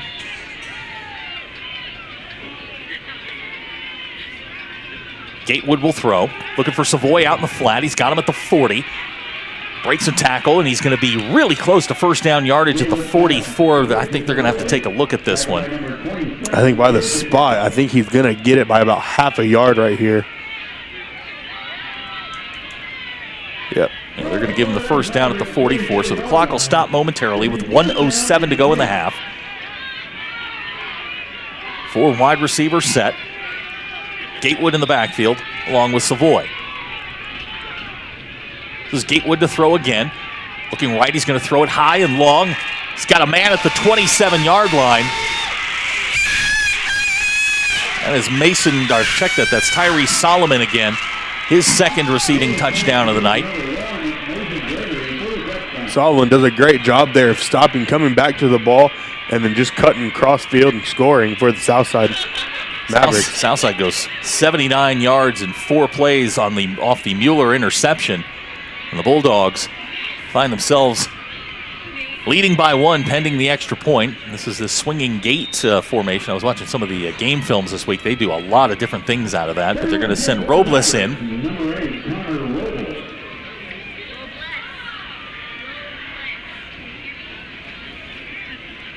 So Connor Robles will check in. He is 2 for 2 on the night on extra points. Looking to tie this game at 21. Snaps good, kicks on the way. And it's good. So our new score with 53 seconds to go in the half. Southside 21, Springdale 21. We'll be right back. You're watching the Springdale Bulldogs on the Bulldog Sports Network. If you absolutely, positively want the best heating and air company in Northwest Arkansas, then you need to call Absolute Heat and Air with over 73 years of combined experience. Their technicians are fully licensed and insured, background checked, and drug tested, so you can absolutely trust Absolute Heat and Air. They offer $49 service calls all year long, 24/7, 365. The absolute best value around. Call Absolute Heat and Air or visit us online. 53 seconds to go in the half. You got some scores from around the 7. I do. Fayetteville leads Catholic 31 to 31 to 10. I'm sorry. Conway, still I believe in their first half, leads 42 to nothing over Rogers, and Northside leads Van Buren 28-0. Been there for one of those Conway runaways in the first half. That was unfun. They had Braylon Smith in 2015 when we went down there. He was pretty good. I think they scored on the first 5 plays that they touched the ball. It was crazy. Robles has it teed up. He'll be kicking with the wind back deep for the Bulldogs. It's Daryl Parchment, Garrett Vaughn, and Martre Simon. This is a squib kick. It's going to come to Martre at the 20. Martre looking for a little bit of room. Across the 35. He's popped. He's going to be knocked down across the 35-yard line. Springdale have good field position with 48 seconds to go. I think a couple about 15-yard gainers by Garrett put you in great field position. There's about 20 seconds left. Just a guess here. Don't quote me. So they're going to mark it at the 37. It'll be 1st and 10. Garrett on the night, 20 carries in the first half, 109 yards, 2 rushing touchdowns. I think we were talking, I'll get to this in a minute. Here's Garrett's 21st carry on the night. Across the 35, running towards the sidelines. He's going to be run out of bounds. The 39. Clock will stop with 43 seconds. I think last week you and I and Coach Davis were talking what the rushing attempts per record was, and I believe it was 39. It is. That we looked last week. Garrett came up too short with 37, and tonight he may end up breaking that with. He may own the first and second. So here's 2nd down. Here's Garrett straight ahead across the 40. He's going to get up near the 43. Clock running, 35 seconds to go. It's third down. I think if you're Springdale right here, you get the ball to start the second half. So I think you're okay with the clock kind of bleeding down, running one more Southside play. wants to let it go, I think you let it go and go to the half. Clock moving with 16 seconds. The play clock is at 12. Looks like they're going to run a play here. Third down. You're going to give to Garrett straight ahead. Garrett across the 45. He's going to get the first down. And that is going to be the last play of the first quarter. Excuse me, the first half. Thank you. Clock still shows 1 second, but they will start it as soon as the referee puts the football down. Ball will be placed at the 47, and I think Springdale's going to let the clock run out. So the clock hits triple zeros. 2 quarters are in the books. Our score: Springdale 21, Southside 21. We'll be right back. You're watching the Springdale Bulldogs on the Bulldog Sports Network. We came to Arvest Bank to see what makes it different. It's a community bank that really reaches out to the customers to make them feel special. I feel special every time I come in here. They want to be involved in the community and want to be part of the community. They support our university, our athletic department. They've told us that they could have a fleet of volunteers there to help this year if we needed. I see them at a lot of our Hispanic community events that we do. I can't think of another bank in the city that has such a big community presence as Arvest. Arvest Bank. Our customers say it best. If you want fast, easy, and affordable service, visit McClarty Daniel. Keep your vehicle running like new in our state-of-the-art service facilities. We know your time is valuable. Our factory-certified technicians with decades of experience will get you in and out and back on the road quickly. We service all makes and models at our 6 convenient locations in Bentonville and Springdale. Open 6 days a week. Visit McClartyDaniel.com to schedule your service appointment today.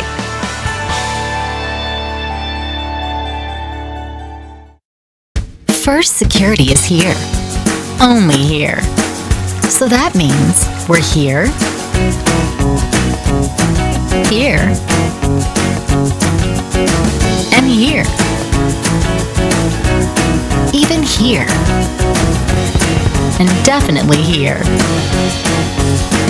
Because here is where we want to be for you. First Security Bank. Only in Arkansas.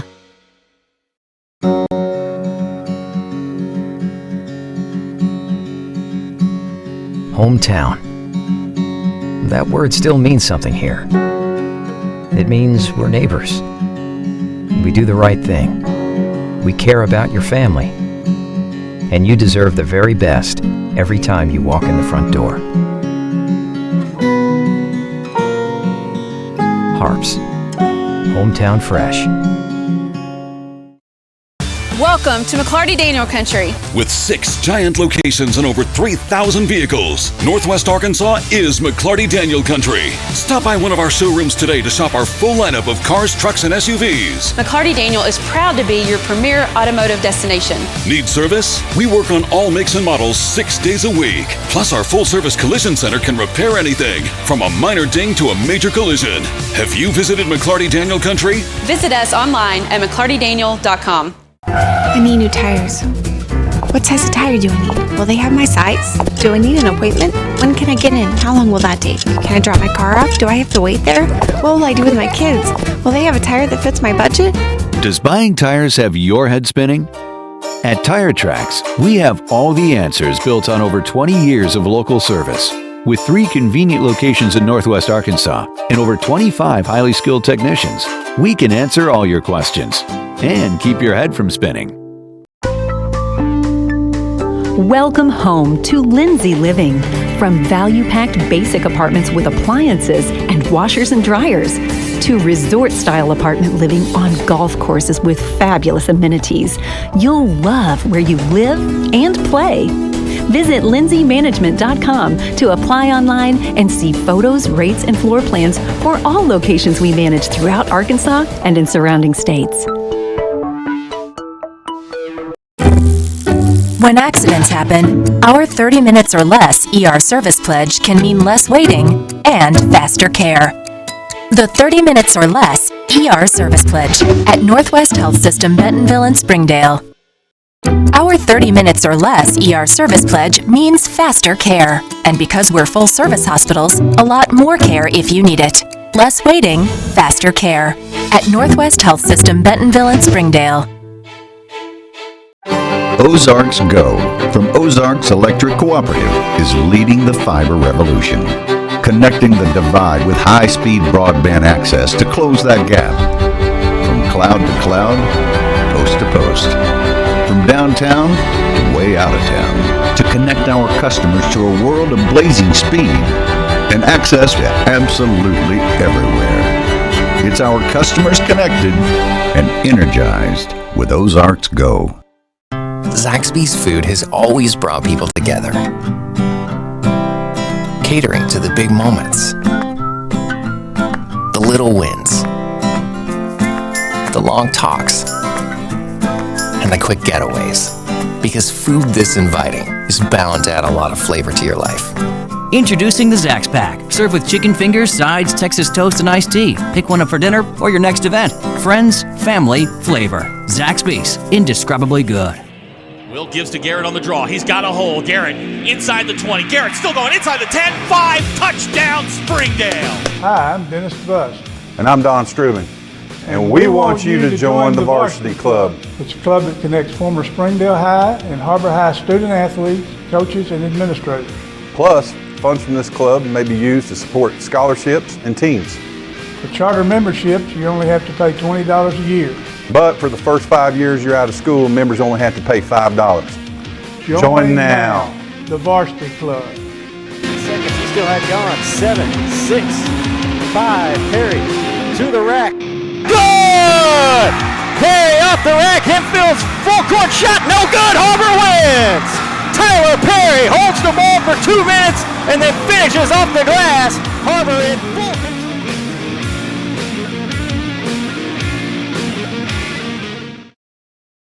I think Springdale Schools is a great place to teach. They have cared about my salary. They have cared about my time. Administration is awesome. They want to be there for the kids. I mean, they are #1 priority. The staff, teachers, everyone's very, very nice, very polite, and very welcoming. It really feels like a family. It's always good when you have a diverse population like Springdale for kids in the classroom to see people that look like them. So it gives them a role model. I always say if I had somebody like me in kindergarten that could speak both of the languages, that would be tons of help. We go out of our way to provide everything that we can so that their children can get a wonderful education, because they are the leaders of tomorrow. Northwest Arkansas, it's growing. That's one of the great things. I am originally from San Antonio, and I cannot tell you, this is a wonderful place to raise your children. It's just a great place to live, to work, and just to have fun. At Springdale Public Schools, we're given every opportunity to succeed because we are #the choice for education, athletics,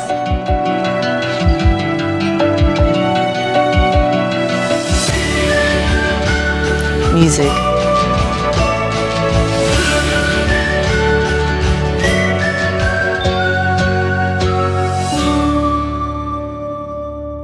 I really like to work on one class for a whole day, which I have the flexibility to do.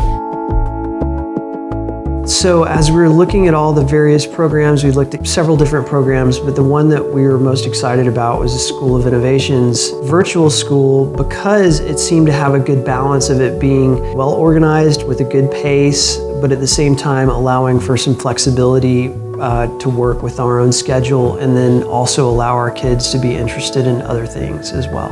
Well, I'm able to help my parents and their company. So she's helping us to figure out who gets what and put them in the boxes and take them and weigh them and shipping. And so she got to see and be involved in that whole process along the way of what it looks like to try to start a business, which was really fun for her. So my parents and we own a company called Iachika. It's a company that inspires girls, and we try to really help girls build up their inner strength. We have super cool apparel and events. Unless she's testing, she can walk away from the middle of her math lesson and come in and see what we have going on. It's really flexible and enables me to do all sorts of different things. We started homeschooling about, 3 years ago. Right now, there's so much available in terms of homeschooling that it's a little bit overwhelming. So I started homeschooling in the 5th grade, and we were doing club soccer, so we were traveling. I first became interested in the Don Tyson School of Innovation, just what they were doing, and was fascinated by their approach. So I went and studied their website and saw that they had a virtual school. It's really flexible and enables me to do all sorts of different things. And then also being able to contact teachers if I have questions that my parents can't deal with. She really loves science, and she was moving so fast that they were able to actually move her up a grade. But then her math, she was kind of struggling with that a little bit, so we were able to try and tweak the program to fit where her needs were. I'd love to go and play college soccer. I'd love to go as high up as I can in the soccer world. But I think ultimately I'd love to work for NASA, either as an astronomer or as some kind of engineer to help colonize different planets.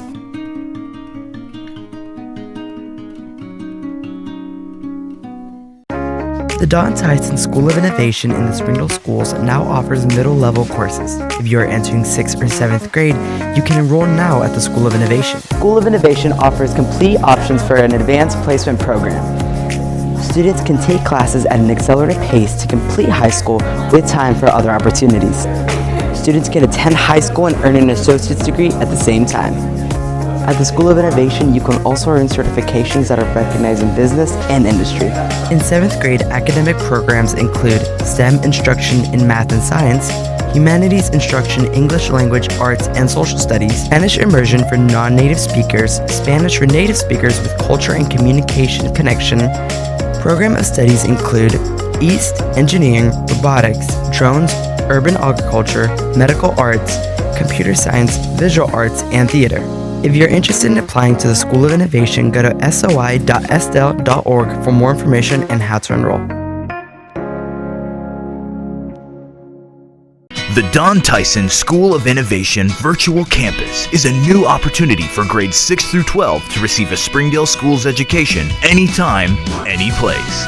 With the blended model, virtual campus students have full access to the Don Tyson School of Innovation campus during school hours for electives, clubs, tutoring, and activities. The virtual campus is my education on my time. The Don Tyson School of Innovation Virtual Campus. Anytime, any place. Follow Springdale Public Schools on all social media platforms. On Facebook and Twitter, you can find up-to-date information about events, school closures, and student and faculty achievements. Instagram provides weekly highlights and major news. YouTube is the home for sports live streams, district news, student productions, school board meetings, and live performances. Connect to Springdale Public Schools for pictures, videos, news, events, and more. Bulldog fans, keep up with your favorite team all year long with the official app of Springdale Bulldog Athletics. A free download in the App Store and Google Play, the Springdale Athletics app will keep you up to date with all things Bulldog. Schedule, scores, rosters, news, social media, final score notifications, as well as live broadcasts are just a touch away. The official app of the Springdale Bulldogs, proudly presented by McClarty Daniel. Download today for free in the App Store and Google Play. First Security is here. Only here. So that means we're here, here, and here. Even here. And definitely here. Because here is where we want to be. For you. First Security Bank. Only in Arkansas. During the Great Depression, nothing came easy. But with just 5 cents, an old truck, and a load of hay, John Tyson and his family found a way to deliver quality chicken to other hard-working people. Today, Tyson continues to find new ways to help put a chicken in every pot. Because people deserve farm-raised chicken of the highest quality. At Tyson, we remain committed to this simple promise: to always keep it real, to always keep it Tyson.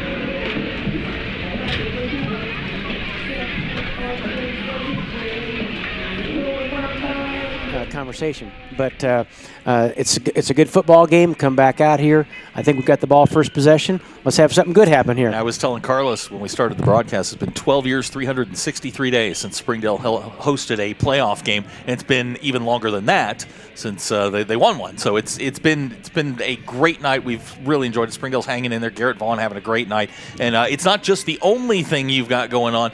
Big day down at, I believe it's at Lake Hamilton tomorrow, the Lake Hamilton Arena. You've got the state dance championships. And by the way, I do want to, and Jana texted me earlier, and I forgot to do it in the first half, but I do want to wish the Palm Squad best of luck this weekend. They're competing as well, so best of luck to all of the dogs that are competing this weekend. We got state dance down at Hot Springs. Springdale's gone down today, and of course, when the state playoffs are all laid out, you don't know if you're going to have a home game or not. But so they're down there tonight getting prepared for tomorrow. I think they compete tomorrow at 8 o'clock. Mm-hmm. And so, and then HAR-BER girls, they'll be competing here as well. So we've got the state dance championships tomorrow. We started basketball last night. And so now this next week, we're going to have 7th, 8th, and 9th grade basketball. We'll have high school basketball, swim meets going on now. And before we know it, we'll be wrestling. So it may calm down for a minute or two, but then we're right back at it. It's like once you see the holidays on the schedule, you get busier, and everybody else kind of winds down. You get busier with all the winter sports getting cranked up, and it's just crazy to me. I mean, I just talking to Jeremy Price in the hallway. I mean, he's underway, and I'll see him in a couple of weeks, and we'll have conference, and before you know it, the tournament will be here. It goes that fast. Well, the school year, as we mature, seems to go a lot quicker. But what excites me is that we've got a lot of good basketball games. Our teams will be on the road quite a bit at different tournaments. And then right after Christmas, the Springdale boys and girls go to Salem Springs, defending champions over there in that tournament. HAR-BER boys and girls go up in Missouri to like Neosho and Webb City, a couple good tournaments. And then you turn right around and it's conference play. And then 14 games right there, Tuesdays and Fridays, hopefully no snow, and mix in some wrestling and some other things. Before you know it, it'll be spring break. And then, we were talking just a minute ago off the air about next Wednesday, signing day. A big day over here at Springdale High School as Marquisha Davis is going to sign with the University of Arkansas. And then on the other side of town, you've got signings going on. How does that affect what you do? Well, the good thing is it's not the same time. So I think HAR-BER's right around 9:30, 9:45, and they'll have their kids out there and they'll be ready to sign. And then Marquisha will sign around noon. And I mean, it's really neat to see these celebrations that we have in our district with all the work and the energy that parents and relatives and guardians and coaches have put in since first grade, second grade, third grade, and now these kids are going to graduate and take their talents to other schools, and they all represent the Springdale Public School District. It's wonderful to see a young lady like Marquisha who was so quiet, so reserved, and just wouldn't come out of that shell those first couple of years. And now you talk to her, she's a wonderful girl, and I'm so happy for her. And Coach Hunsucker, I know, is just beaming that this young lady's going to get to play not just basketball, but elite Division I basketball. And right down the road. Yeah. So I can see Coach Hunsucker taking the Lady Bulldogs down there, and our junior high teams and our 7th grade teams. They're all going to start to probably trickle down to Bud Walton Arena on different occasions as a group and watch Marquisha, and they'll say, that's Springdale, Arkansas, that's our girl, and that's pretty exciting. I was over at the university yesterday. I got the dime tour of the North End Zone, the big $160 million facility, and we walked into the locker room. And as you're coming into the locker room, I kind of look to my left, and there's Jack Lindsay's locker. And just down is Isaiah's locker. And Jaden Minshew's got one on the backside. And I mean, to see those guys competing at the highest of levels, and then Marquisha's going to go up there and do the same sort of thing. I mean, it's just fantastic for Springdale High School to see that those kids go on, and they're great kids, but they're also great athletes. And like you said, it all started right here at Springdale High. They represent our city quite well, and we're proud that they're down there representing us and helping the Hogs turn the corner in many different ways to have success down there as well. So this is kind of, I know coaches always talk about, when their season sort of hits, their ears perk up and they become a little bit sharper. I mean, this basketball season for you, what's it like for you? I mean, yes, you've got to kind of ride the fence and you get to take in a lot of basketball, but I mean, you've just got to be able to just sit back and enjoy it. And just from afar, you got those rooting interests, but I mean, you just get to enjoy basketball. I enjoy it, but you're still a coach, and you're not going to second guess our coaches, but it's like, okay, why wouldn't you think about doing this? And sometimes you watch what our coaches do, and you go, that's a great play, great idea. And that's what's so fun about watching our coaches, out of bounds plays, some set plays, some different things they do, and how that helps our teams have success. And of course, my old school is, I'm going to press you. If I'm coaching right now, I'm going to press you right off the bat. Here we go, and just to change the game. But that's me. So I'm sitting there watching. Where'd you learn that? Right down the road a little bit. There's a guy down there who was pretty good about that. I think, is he speaking next week someplace? Yeah, I'll tell you a story about. that. But yes, Coach Nolan Richardson is going to speak at the Northwest Arkansas Touchdown Club next week, and first time I ever met Coach Richardson, I was an 18-year-old freshman. I tell this story all the time. People just laugh at me. I'm working at 4029 as a part-time sports director. Hands me an index card, a camera, and a microphone. Says, go interview Nolan Richardson. I am 3 weeks into school. And you want me to do what? I mean, Nolan Richardson, we're talking 1991. He was at the top of his game. He was scary. I mean, and I told him the story the other day. I've got the card. I'm practicing the question. I get down there. I've got all the veteran writers around. I've got the camera on one shoulder, microphone, and I go to ask the question. I can't even do it. It's just, I can't say anything. Zach Orange speechless? Come on now. I was so intimidated by Coach Richardson. So it seemed like it was 25 minutes. It couldn't have been more than 2 seconds. And he looks and he goes, does anyone else have a question? And so we go through the thing. I'm just like, this is the worst day of my life. We go through the whole thing. I turn my back. I start to walk out of Barnhill. And he goes, that voice, young man. Yeah. And I turn around, and Coach Richardson's like 2 feet from me. And he puts his hand on my shoulder, and he says, take a deep breath and ask your question. So I got to ask him the question. I take it. I'm so excited. I run back to the studio. I throw the tape in. I'm telling my sports writer, I got this one-on-one with Nolan Richardson. I forgot to hit record. Turnover. Oops. Yeah, exactly. And I told Coach Richardson that, and you know how he laughs. That big, deep laugh. I mean, he was just rolling and laughing. And yeah, he'll be there next week, and I'm excited because I haven't seen him in a while, and it'll be fun. But I mean, those are the kind of guys. I mean, as a mentor to you, I mean, he taught you everything he knows, and now you're passing that information on down to the coaches here at in the Springdale Public Schools, and it's just fantastic. And it's like culmination of a night like tonight. You got the home playoff game. We're going to get kicked off here in about 90 seconds for the second half. Springdale's going to get the ball first. What's going to happen? Well, let's take it down, score, put a little pressure on Southside, maybe get a turnover, and kind of ease away. That's what I like to see. I tell Zach this all the time. I'm like, if confused, give it to 20. Just get it to 20 however you can, and things are going to be okay. Coach, we really do appreciate you stopping by. We're going to take a quick break. When we come back, we'll have the second half kickoff. Carlos will join me, and we'll get this thing underway. You are watching the Springdale Bulldogs on the Bulldogs Sports Network. Welcome to McClarty Daniel Country. With 6 giant locations and over 3,000 vehicles, Northwest Arkansas is McClarty Daniel Country. Stop by one of our showrooms today to shop our full lineup of cars, trucks, and SUVs. McClarty Daniel is proud to be your premier automotive destination. Need service? We work on all makes and models 6 days a week. Plus, our full-service collision center can repair anything, from a minor ding to a major collision. Have you visited McClarty Daniel Country? Visit us online at McClartyDaniel.com. I need new tires. What size of tire do I need? Will they have my size? Do I need an appointment? When can I get in? How long will that take? Can I drop my car off? Do I have to wait there? What will I do with my kids? Will they have a tire that fits my budget? Does buying tires have your head spinning? At Tire Tracks, we have all the answers built on over 20 years of local service. With 3 convenient locations in Northwest Arkansas and over 25 highly skilled technicians, we can answer all your questions and keep your head from spinning. Welcome home to Lindsay Living.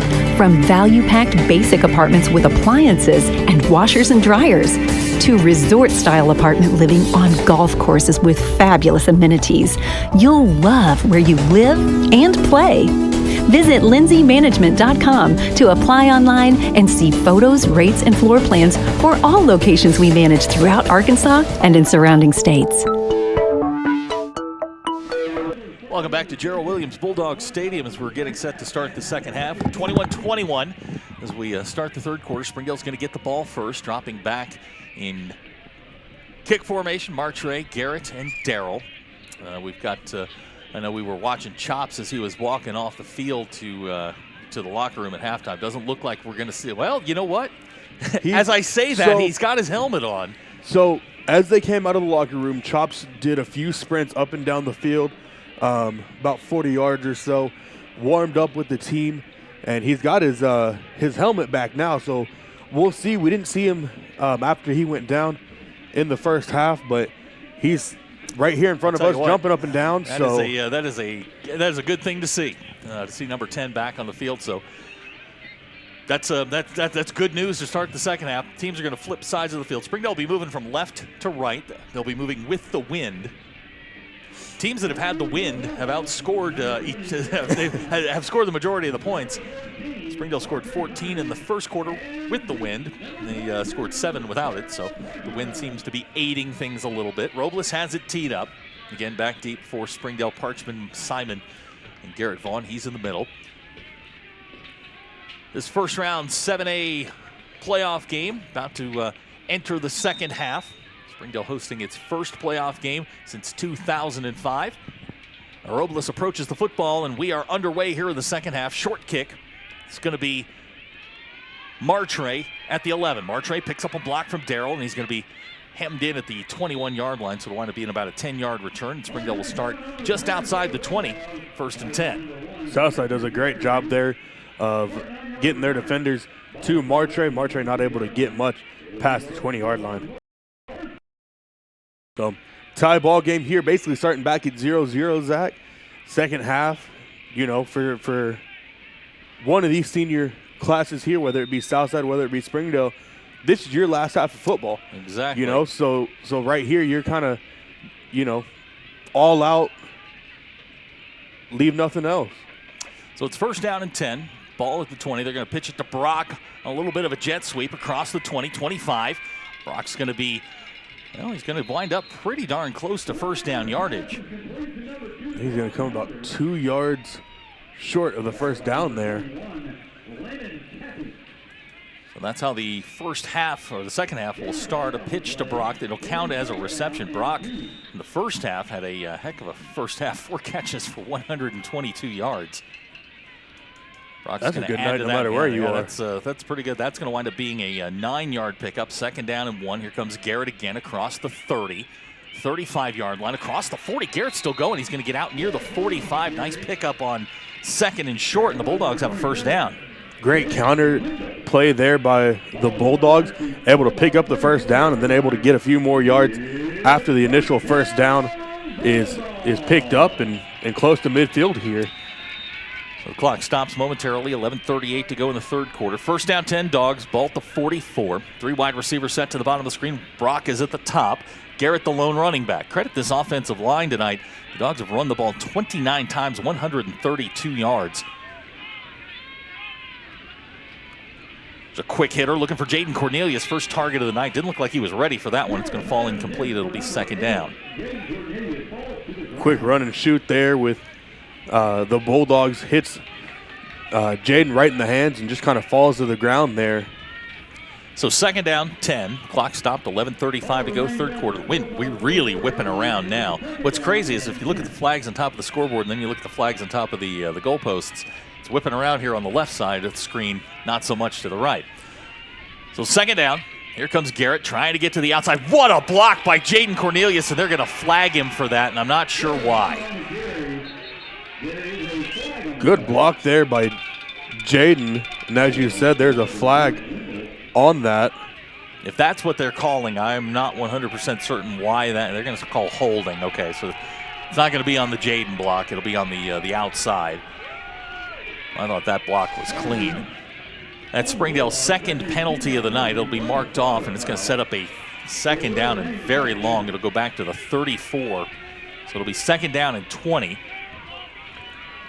Normally we would be saying that Springdale's about 5th, 6th, or 7th penalty this late in the ballgame. I'm only saying it's second. Springdale's done a good job in the penalty department. Springdale shifting around. Connor and Martre to the top of the screen. Springdale will throw. They'll try to set up the screen. Here's Brock. This is the play they scored on earlier. He'll get across the 40, across the 45, still fighting up near the 50-yard line. They'll get a bunch of that penalty yardage back, and the Bulldogs be in a third down, and we'll call it 7. Ball's going to be placed at the 48. The line to make will be the 46. Brock does a great job there fighting for yards after the initial contact, gets past the original line of scrimmage and sets the Bulldogs up with third and 6 here. Clock running, 10:47 to go in the quarter. It's Brock Pounders in motion. Garrett's the lone running back. 4 wide receivers set. Springdale will throw. Going to try and set up the screen again. Here comes Brock across the 50, and he's going to be upended at the 49. They're going to come up about 4 yards short, 3 yards short. It's going to bring up 4th down. If you're Zach Clark here, you're in Southside territory. Do you go for it? Do you punt it? And it looks as if Springdale's going to bring on the punt unit. Yeah, that's, I think with the wind, Brock's averaging about 35.5. You can get off a good kick with a little bit of a roll. You can pin him deep. And the way that they've had, the way they kick it, it's low and it's a knuckleball. They've turned folks over on it. They also do the rugby style. So if Brock sees, I think, green grass ahead, he could take off and run for it. Snap is good. Brock, end over end, line drive, heading for the sidelines. It's going to roll out of bounds inside the 5-yard line. And let's see where they mark it. They're going to mark it out at the 2, no, the 1. 48-yard kick by Brock Pounders rolls out of bounds at the 1, and that's why you kick it on 4th down. Great job there by Brock. Angle punting to the corner right here, down to inside the 1. And Southside has a long field ahead of them. They are backed up. 9:50 to go in the third quarter. 21-21 our score. Ball is resting. They marked him out just past the 1-yard line, so I'll have to talk to Brock about that later. Got to get that extra yard. 1st and 10, Savoy and Gateway in the backfield. They are in the end zone. They're going to give straight ahead. This is Savoy around the outside. Savoy across the 20, still going across the 25, and Southside gets out of trouble. A 25-yard pickup. Savoy does a great job of getting Southside out of their own end zone, and great to see number 10, Chop Sanders, back on the field for the Springdale Bulldogs. So they mark him out at the 26. They're going to give him the 27-yard line, so it winds up being a 26-yard pickup. Savoy on the night, 11 carries, 82 yards.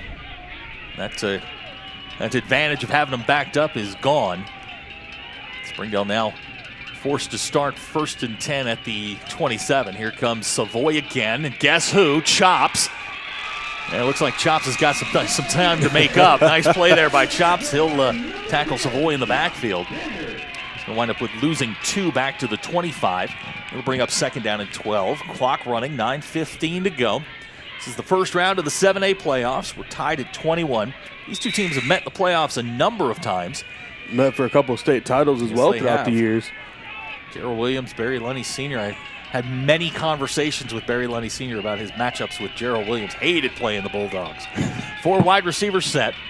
2nd down and 12. Springdale shows blitz. Hunter coming off the corner. Springdale going to get Gatewood. He's going to wind up getting about 5 yards up near the 30-yard line. It's going to bring up 3rd down and 7. Springdale, after that long run by Savoy, really kind of had Southside's number here on the first drive after that, and brings up a 3rd and 7 here for the Mavericks. 3rd and 12. But you called them the Mavericks, so I'm going to let you off the hook.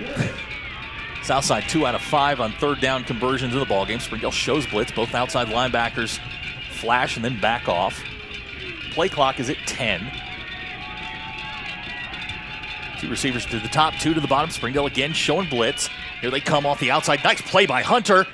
Ball's caught by McBride on the far side. Springdale will stop him short at the 35, and Southside's going to have to punt. Good job by Hunter. Comes full head of steam on the outside blitz. Blows over Savoy and almost got to Gatewood. Gatewood gets it out, and Springdale stops the receiver short of the sticks. It's a 5-yard pickup. It'll be 4th down. Dropping back deep for the Bulldogs. Martray and Brock. This is Puckett to kick it. He's punted twice for 25 yards into the wind both times. Here he goes again. This one, better kick, line drive. And it'll roll dead close to the 30-yard line. And they're going to mark it at the 29. It'll be a 1st down for Springdale. So, an exchange of punts. Springdale will get the football back with 7:23 to go. In the third quarter, 21-21. Just feels like, we're kind of standing in the middle of the ring just throwing punches at this point. Looking for somebody to land one of them. Absolutely. Springdale here has had chances to go in and score late in the first half and couldn't quite convert. And Southside made them pay for it, tied the ball game up before half, and we're still sitting here exchanging haymakers. So 1st and 10 for the Bulldogs. Garrett's the running back. You know, I had mentioned it off the top of the broadcast that Southside's best player, Darren Davenport, was injured last week. He gave it a go, cannot continue. He's out of the ball game at the moment.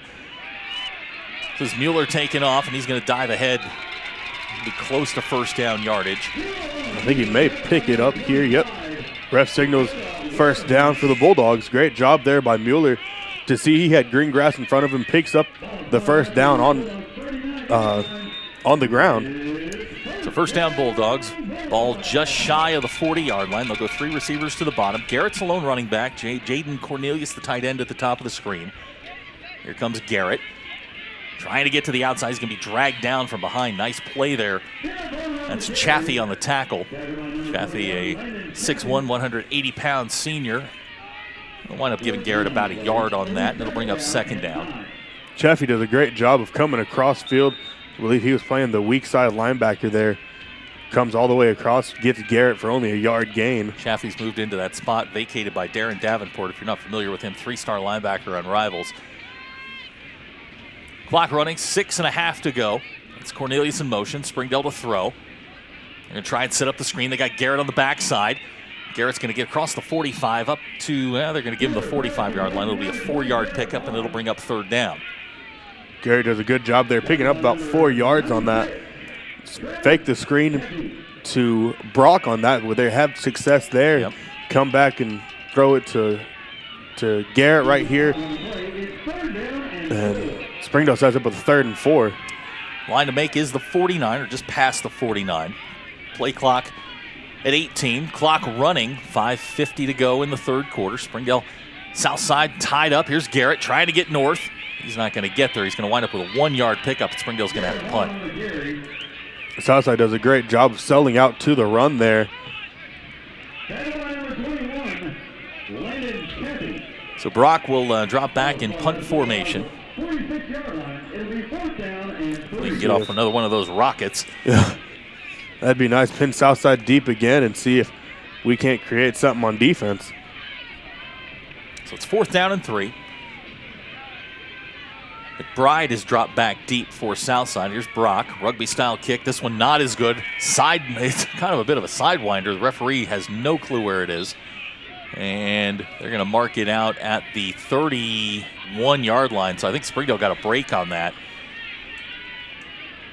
So Southside will start this drive with pretty good field position here in their own territory.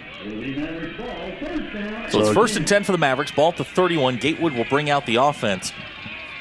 This has been I don't think either you or I expected this to be a defensive battle, but that's kind of what we've morphed into here. Southside's defense has done a nice job here on the first 2 Springdale drives.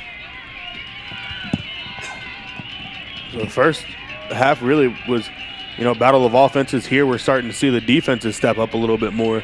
So 1st and 10. That's Bogner in motion. Gatewood takes the snap, hands to Savoy straight ahead. No, Gatewood's going to keep it. Springdale's got that one defense pretty well. Tell you what, he's elusive. He's a lot like Garrett in that respect, where you think you got him and he winds up eking out 2 yards out of nothing. Gatewood, not a small player at all. He's listed here at 6'2", about 200 pounds. So, and he can make a guy miss, as we've seen tonight. He winds up picking up 3 yards on first down. It'll be 2nd down and 7. 4:40 to go, third quarter.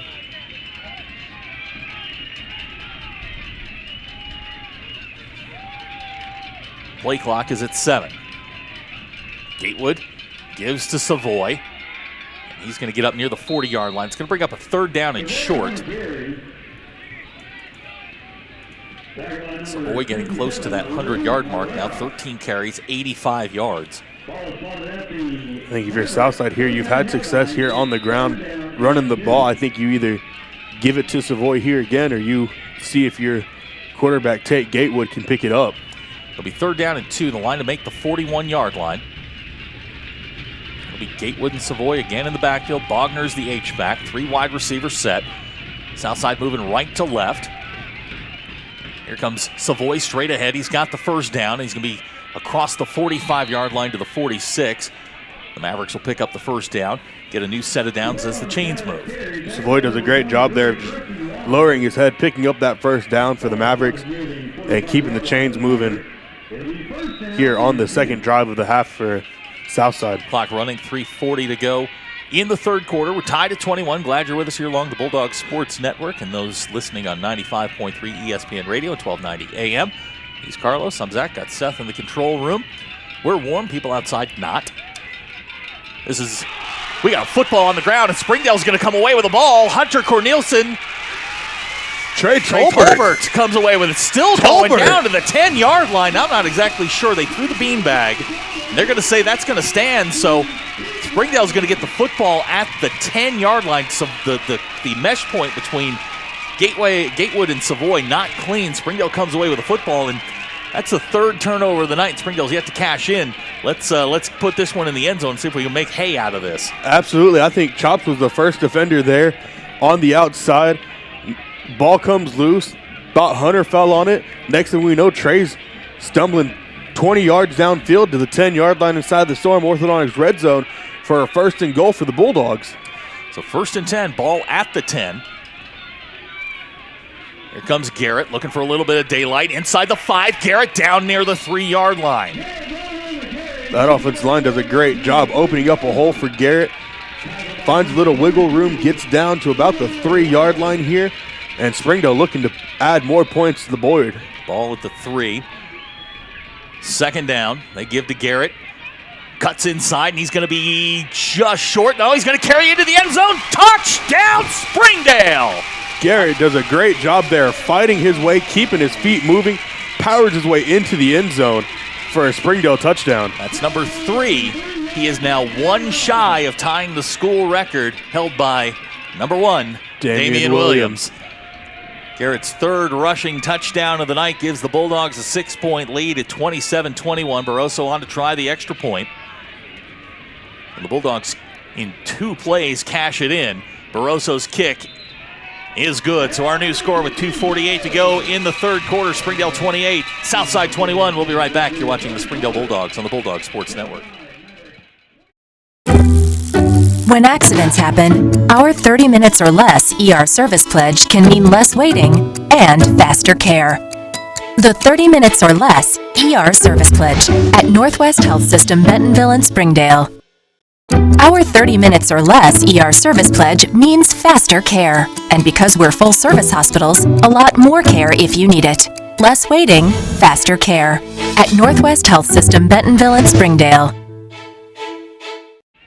2:48 to go in the third quarter. Springdale has just taken the lead on Garrett Vaughn's 3rd rushing touchdown of the night. They now lead by 7, 28-21. They cash in the Ricardo Savoy fumble and return by Trey Tolbert. I'm going to talk to him about that. He looks like a running back. I'm not saying Coach Wood needs to give him the ball, but I'm just saying. Looks like 220 pounds gets moving like that. It's hard to move. I mean, it's hard to stop that guy. So Barroso's got it teed up, back deep. John Terrius Washington and Ricardo Savoy. Savoy will be on the near side. I think definitely Southside looking for the squib kick here. Springdale hasn't really kicked it deep so far tonight. This one, pooch kick. It's going to hit the 25. That's Washington on the far side. He'll get out to the 41, so it'll wind up being a 16-yard return. So that's where Southside will take over. Washington does a great job there catching that ball on the run. I thought it was going to hit for a second. So did I. And bounce, but Washington catches it on the run, picks up good yards there, sets Southside up across the 40-yard line. So it's 1st and 10. Ball's at the 42-yard line. Gatewood will bring them out. They've turned the ball over 3 times tonight. Springdale finally able to cash one of those in. They grabbed a 7-point lead with 2:43 to go third quarter. 3 wide receivers set. Bogner's the tight end. He's in motion coming to the bottom of the screen. Here's Gatewood to throw. Fires to Solomon. Cross the 45. Tackle made there by Stoney White at the 49. It'll wind up being a 7-yard pickup. Bring up 2nd and short. Stoney does a great job there fighting off his block and making the tackle there on Solomon. Southside on the night, 272 yards of total offense on 37 plays. Thrown for 145, run for 127. Again, 3 wide receiver set. This is Gatewood in the pistol. He'll give straight ahead to Savoy. Nathan Burkett's there. He's going to come up short of the first down. He'll get maybe 1 on that, up to, we'll call it maybe 49 and a half. It's going to bring up 3rd down, and we've got a Southside player down. That is number 58, Sean Ottman. So while the trainers attend to him, we'll take a quick timeout. You're watching the Springdale Bulldogs on the Bulldog Sports Network. Ozarks Go from Ozarks Electric Cooperative is leading the fiber revolution, connecting the divide with high-speed broadband access to close that gap. From cloud to cloud, post to post, from downtown to way out of town, to connect our customers to a world of blazing speed and access to absolutely everywhere. It's our customers connected and energized with Ozarks Go. Welcome back to Gerald Williams Bulldog Stadium. The injured Southside Maverick was Sean Ottman. He's the center, so keep an eye on the center exchange here. That's always very dangerous for a team. When your center goes down, you definitely hope that your backup center has been, doing what he's supposed to in practice. Empty set for Southside. That's Savoy in motion. They're going to fake it to him. Gatewood, and he's going to fall down at the 49-yard line. I think where they're going to mark him, he's going to wind up being short of the first down. It's going to bring up a 4th down. He had the first down, put his foot in the ground, and winds up coming up short. So it's maybe 6 inches short of the first down. Southside's going to go for it here. This is dangerous here if you're Southside. Minute and 15 seconds to go in the quarter. You trail by 7. They're going to leave the offense on the field. Coach Jeff Williams going to roll the dice. Double tight end set. Savoy the running back. Springdale shows blitz. They're going to give it to Savoy straight ahead. Springdale's got it. Stopped. Gatewood. Oh, I think he's going to get it. I think they're going to get it. Trey Tolbert couldn't make the tackle behind the line of scrimmage. Gatewood gets the first down. That's just a player making a play. Gatewood does a great job there fighting his way to get the first down.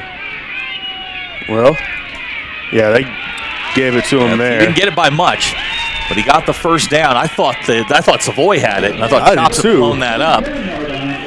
Good job here by Trey to be able to come down to the flats, pick up Gatewood, and had him in the backfield, but Gatewood's powered just enough to get the first down for the Mavericks. So it's first down, clock running, 50 seconds to go, ball to 47. Gatewood in the pistol, Savoy's behind him.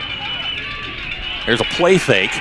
Gatewood firing high and long, and that ball is going to go incomplete, overshot Solomon, and we've got a penalty in the backfield. I think we might get a holding here against the Mavericks. Coach Clark down here at the 49 signaling to move them back. It's been, for the weather and everything that's been going on in the playoff game, it's been a really well-played ball game. That's just the 4th penalty of the ball game. 2 each way. 2 each way. So that's that's a good deal for both teams. They're going to march this one all the way back. Keep walking. Back to the 38-yard line. That is a killer for Southside. They set up Southside with first and a commuter flight. 38-yard line. I want to say that's about, let's see, that's going to almost 20 yards. 1st and 19.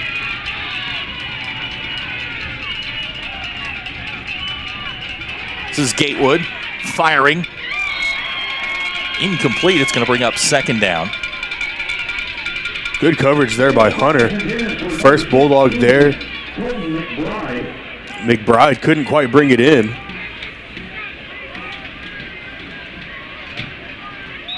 Sets up Southside with a 2nd and very long. So a few score updates here on the 7A playoffs. Fayetteville leads Catholic 45-10. Conway leads Rogers 49-7. And last I saw, Northside leading 35-0 over Van Buren. So it's 2nd down, 25. This is Savoy trying to get to the corner. Hunter's there, knock him down. It'll be a couple yards on the pickup, and it's going to bring up 3rd down and long. Looks like you'll get 5 on that, make it 3rd down and 20. I think here you almost, if you're Springdale, you almost know, Southside has to go to the air to try to pick this up. I think Southside may be content with taking this to the fourth and take the wind on third down here. Yeah, I think that's what they're thinking. So the last 3 seconds are going to roll off the clock and end the third quarter. Our score after 3, Springdale 28, Southside 21. We'll be right back. You're watching the Springdale Bulldogs on the Bulldog Sports Network. Zaxby's food has always brought people together. Catering to the big moments, the little wins, the long talks, and the quick getaways. Because food this inviting is bound to add a lot of flavor to your life. Introducing the Zax Pack. Served with chicken fingers, sides, Texas toast, and iced tea. Pick one up for dinner or your next event.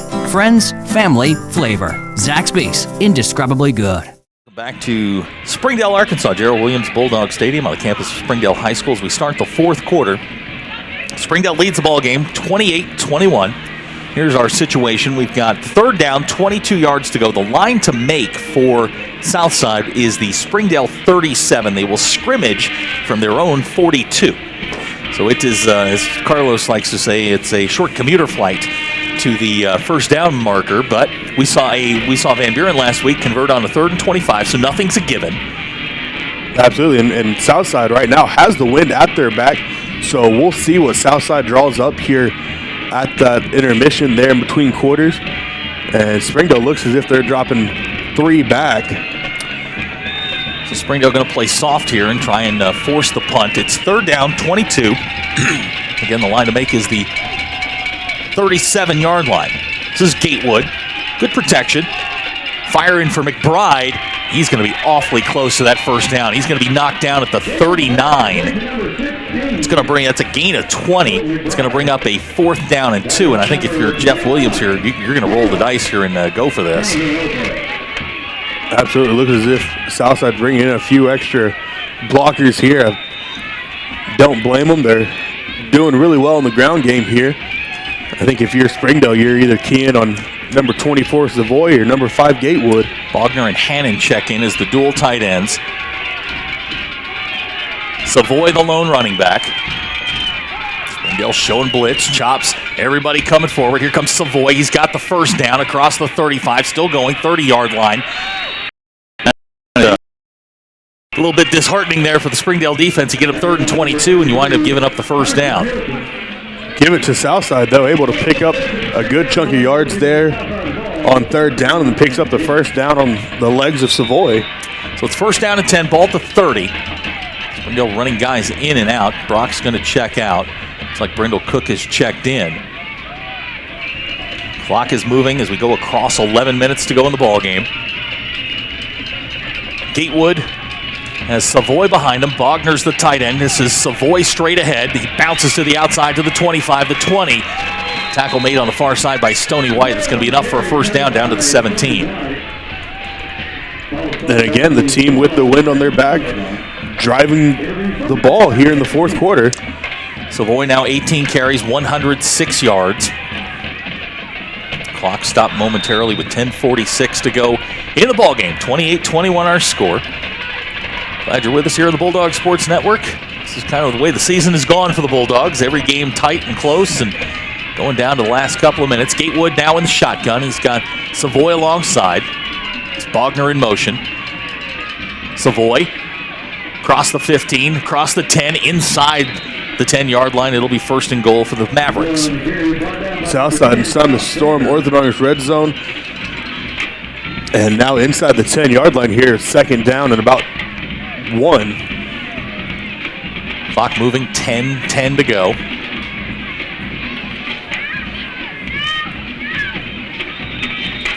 If you're Springdale, you really don't want to give up a touchdown here. You would rather settle for 3. If you're Southside, you want that 7. So they're going to go empty set here. 3 wide receivers to the right, 2 to the left.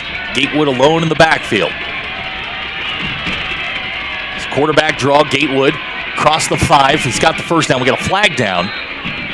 Hopefully that'll be a holding call back Southside up. The umpire called it from behind the play, and he's saying to bring him back. So threw that about a mile in the air there. He did. It's better, though, than when they throw it at the player. This is true. I'd rather see it to go straight up and then. So it is a hold called against Southside. Especially if you're cold. If you get hit by one of those, yeah, that hurts. Oh, the beanbag part of it? Yeah, that's not fun. I got hit on a warm day. So the ball is going to be marked back to the 17. We'll bring up the 2nd down and 9. Springdale catches a break there. Southside's 3rd penalty of the night.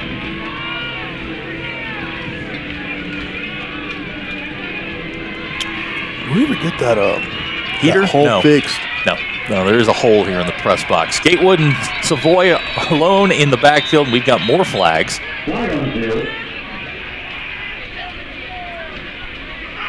Not quite sure. They're going to call a false start. They call offsides. What are they going to call here? Offsides against Springdale. So Springdale gives them 5 of the 10 yards back.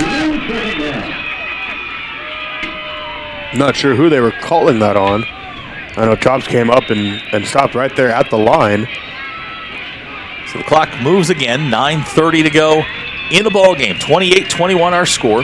It is 2nd down. We'll call it 4. Ball's at the 12-yard line. Gatewood fakes the pitch. Springdale's got him wrapped up. Keaton, Christian all there. They're going to blow the whistle. And it looks like they're going to maybe give him a yard loss, and it's going to bring up 3rd down. Finally, we get to 3rd down. 3rd down hasn't been kind to us recently. Thus far on the night, Southside on 3rd down, 3 out of 9, but they've converted twice on 4th downs. Clock continues to move, 8:58 to go. Gatewood in the backfield. He's got Bogner at the tight end spot, Savoy the running back, 3 wide receivers set. That's Bogner in motion. There's Gatewood to throw. Fires across the middle. That's Solomon. He's got 1st down yardage inside the 5-yard line. It'll be 1st and goal for the Mavericks.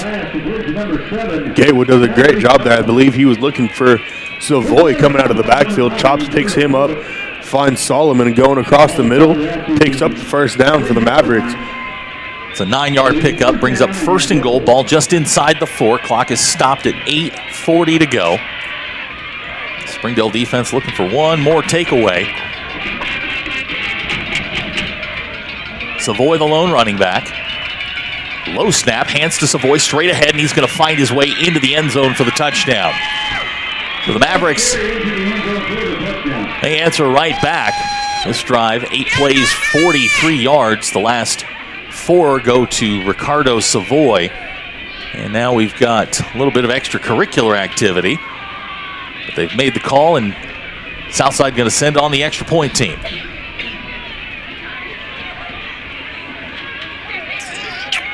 We're going to go to this swinging gate. There are a lot of plays on their game film out of this swinging gate, but they're going to send Robles in right now. Took a little bit to figure out what they wanted to do there. So Robles comes in, try and tie this game at 28. Snaps good, kicks on the way, and it's good. So with 8:36 to go in the ball game, our new score, Springdale 28, Southside 28. We'll be right back. You're watching the Springdale Bulldogs on the Bulldog Sports Network. Bulldog fans, keep up with your favorite team all year long with the official app of Springdale Bulldog Athletics. A free download in the App Store and Google Play, the Springdale Athletics app will keep you up to date with all things Bulldog. Schedule, scores, rosters, news, social media, final score notifications, as well as live broadcasts are just a touch away. The official app of the Springdale Bulldogs, proudly presented by McClarty Daniel. Download today for free in the App Store and Google Play. Welcome back to Gerald Williams Bulldog Stadium. 8:36 to go in the ball game. We're tied up at 28. Robles has it teed up, dropping back for the Bulldogs. You got Parchman, Martre Simon now in the middle. Garrett Vaughn down at the bottom of the screen, so that's a slight change. They've been angle kicking this one at Garrett, or where the position where Garrett is right now. We'll see what Robles does with the football. They are kicking with the wind. Both teams with all 3 timeouts. Robles approaches the football. He's going to carry into the end zone for a touchback, and Springdale start at the 20. Springdale does a great job there of letting that ball travel into the end zone. And Springdale here has 80 yards to go to get into the promised land. So the offense will come back out. The star tonight certainly been Garrett Vaughn. Garrett, 28 carries, 145 yards, 3 touchdowns. Now you're looking for one of those 4 or 5 minute drives where you can just sort of piece this together, work some time off the clock, get a score, and hand it over to your defense. Springdale going to spread them out here. They're going to go 5 wide. Martre, Jaden, and Darrell all come to the bottom. Now they're going to bring Darrell and Garrett back into the backfield. Two running back set. Here comes Garrett again. Garrett, he'll get 4 yards up to the 24. Springdale doing a great job throughout the game of kind of shifting players around, catching Southside off guard, not really knowing what's going on. Little window dressing, if you really want to call it. So second down, 6 yards to go. Clock moving, 8:14 to go. 2 running backs set. They're going to take and give to Darrell. Darrell pops over the 25-yard line, still fighting, and he's going to get up near the 27. They're going to give him the 28. It's going to bring up a 3rd down and short. Darrell's first carry on the night. Darrell doing a great job there of hanging on to the ball. I believe that was number 91, Van Hook. Yeah, Jeremiah Van Hook. Trying to strip the ball away from Darrell. So 3rd down, 2 yards to go, 7:45 and rolling. Tied up at 28. Bryant Davis making a couple of adjustments here. Garrett, the lone running back, 3 wide receiver set. They'll take and give to Garrett straight ahead, and he's going to be met at the 26-yard line for, it's going to wind up being about a 2-yard loss, and Springdale's going to have to kick the football. Southside does a great job there selling out to the run. I think they knew Garrett was going to get the ball there as Springdale checked the play, and Springdale punting the ball back into the wind here with the clock rolling just over 7 minutes to play. So Brock will check in to kick, 35.5 on 2 kicks to this point. Back deep, Colton McBride for Southside.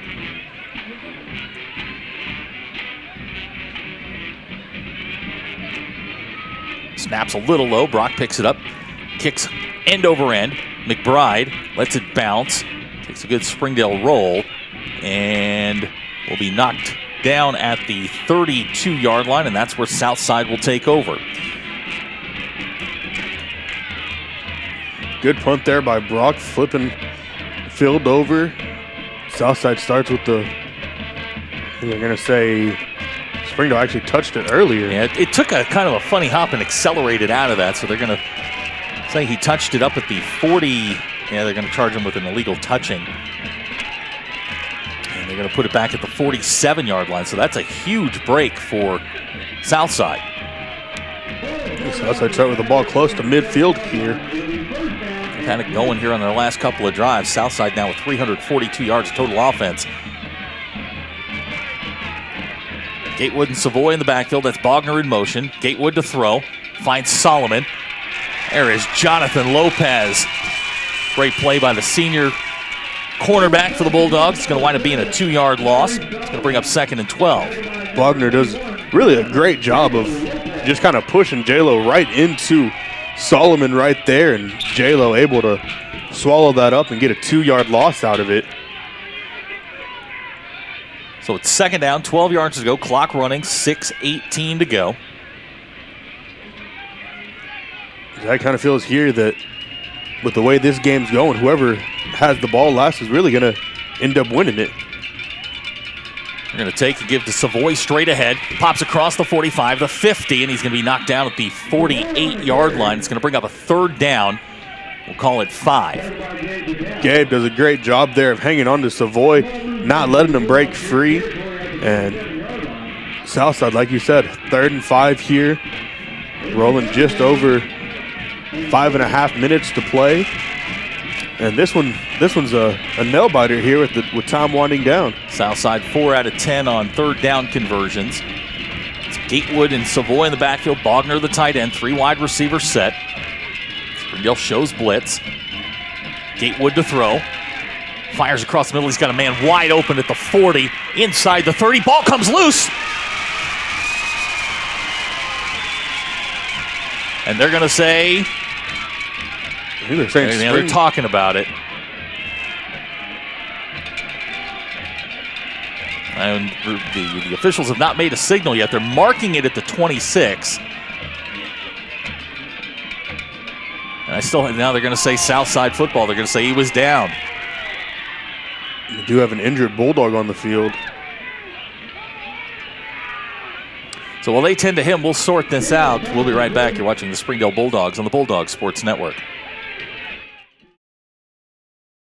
First Security is here. Only here. So that means we're here. Here. And here. Even here.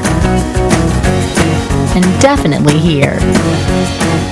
Because here is where we want to be. For you. First Security Bank. Only in Arkansas. During the Great Depression, nothing came easy. But with just 5 cents, an old truck, and a load of hay, John Tyson and his family found a way to deliver quality chicken to other hardworking people. Today, Tyson continues to find new ways to help put a chicken in every pot. Because people deserve farm-raised chicken of the highest quality. At Tyson, we remain committed to this simple promise: to always keep it real, to always keep it Tyson. Welcome back to Gerald Williams Bulldog Stadium. They marked the ball at the 29-yard line. The injured Bulldog was Gabe Buchow. He's up under his own power. It's first down and 10. Clock is moving with 5:15 to go. Here's Gatewood on the play fake.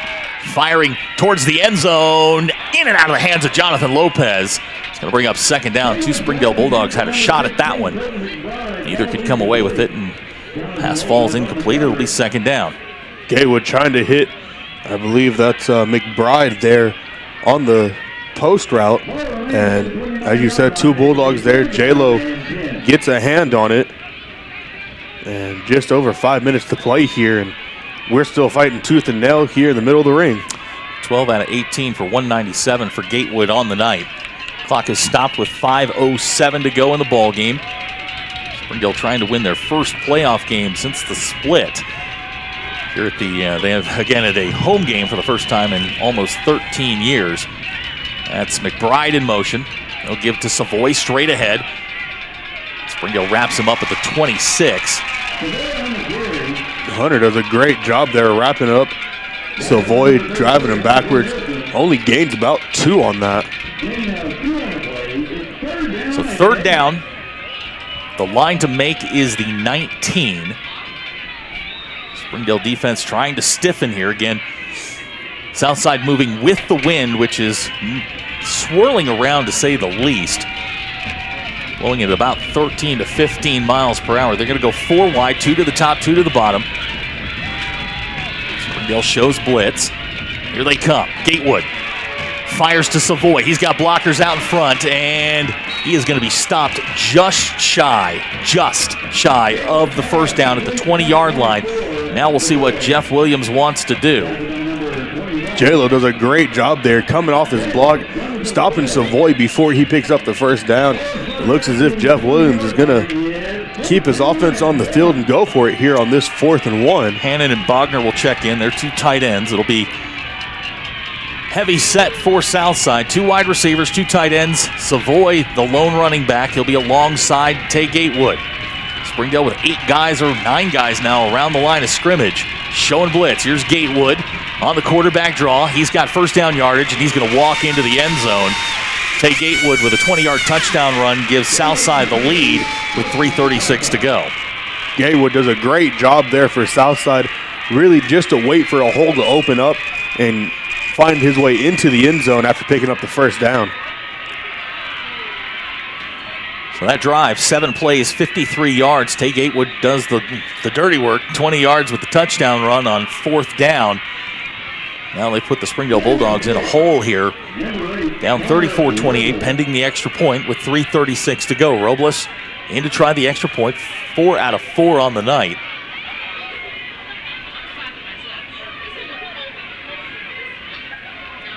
Kicks on the way, and it's good. So our new score with 3:36 to go in the ball game. Southside 35, Springdale 28. We'll be right back. You're watching the Springdale Bulldogs on the Bulldog Sports Network. You can love where you live and play at an apartment community managed by Lindsay Management Company. Affordable apartments with awesome amenities, including clubhouses, fitness centers, pools, tennis and basketball courts, and playgrounds at select locations. Many locations also include golf privileges. business centers, game rooms, tanning beds, whirlpools, saunas, and resort-style swimming pools. View rates, photos, and apply online at lindsaymanagement.com. Robles has it teed up back deep for the Bulldogs. Parchment, Simon, and Garrett Vaughn.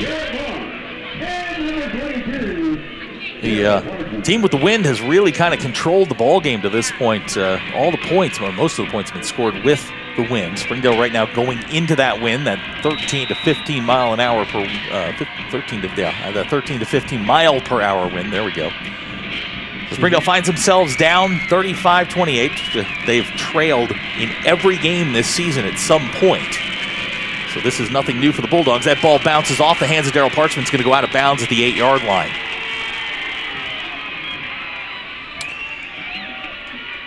Not the field position that Springdale wanted there.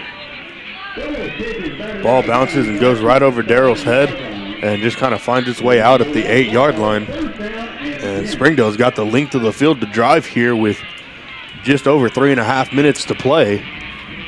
Is a not, like you said, that's not exactly what you were looking for there on the kickoff return. So the Bulldogs have their work cut out for them. 92 yards separate them in the end zone. Tying this football game up, Garrett Vaughn will be the lone running back. 3 wide receivers set.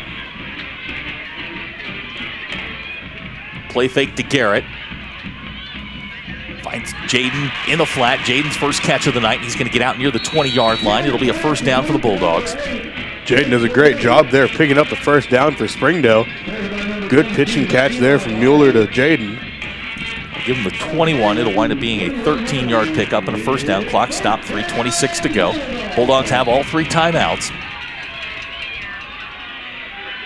Martre and Connor Sykes will go to the top of the screen. Now Jaden will join them out there. Garrett's the lone running back. Brock is at the bottom. Springdale will throw. Ball's thrown to Garrett at the 47-yard line. Makes the catch. Nice catch there by Garrett Vaughn, and the Bulldogs are out near midfield. Garrett does a great job of coming back to the ball there as the ball kind of died in the air with going against the wind. And Springdale again setting up with another 1st and 10 here. Clock rolling, just over 3:15 to play.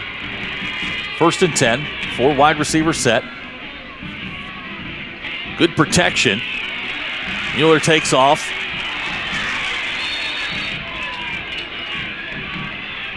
Are they going to say that was a backwards pass? He was past the line of scrimmage when he threw it. He threw it backwards, yeah, that's though, so you wouldn't get the penalty. I think they're talking about it right now. Okay, so they're going to mark the ball at the 48, so it's going to wind up being a 1-yard pickup. Interesting way of picking up the a yard. Clock is stopped with 2:59 to go. Here comes Garrett on the draw, makes a guy miss across midfield down near the 45-yard line. It's going to bring up 3rd and short. Springdale right here putting a little drive together. They get across midfield. Garrett now 31 carries, 153 yards, and 3 touchdowns. Clock rolling, 2:37 to go. Garrett on the delay again.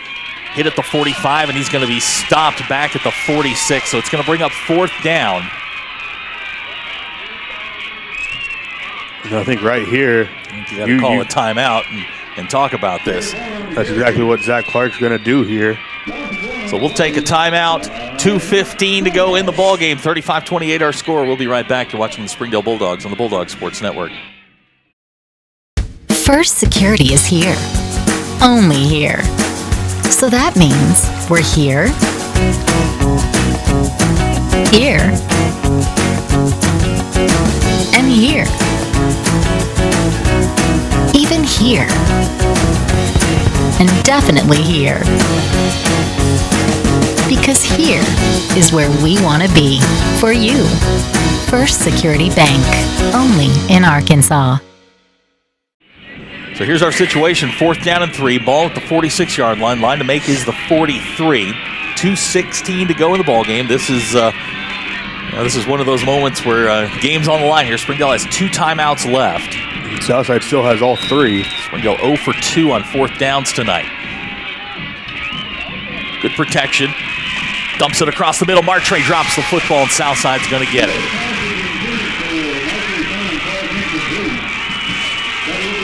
Springdale had the perfect play drawn up there. Found Martre across the sticks. Martre just could not hang on to it. And Southside gets the ball back with 2:11 left.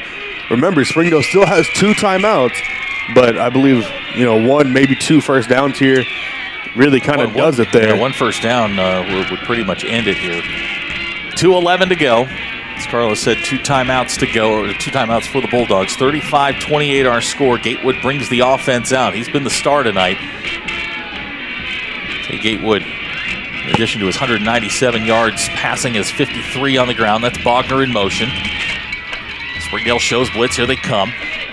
Savoy will wind up losing about 3 yards back to the 43. And Coach Clark's going to let the clock roll here on second down, and then use timeouts on third and fourth. Yeah. So clock running, 1:51 to go.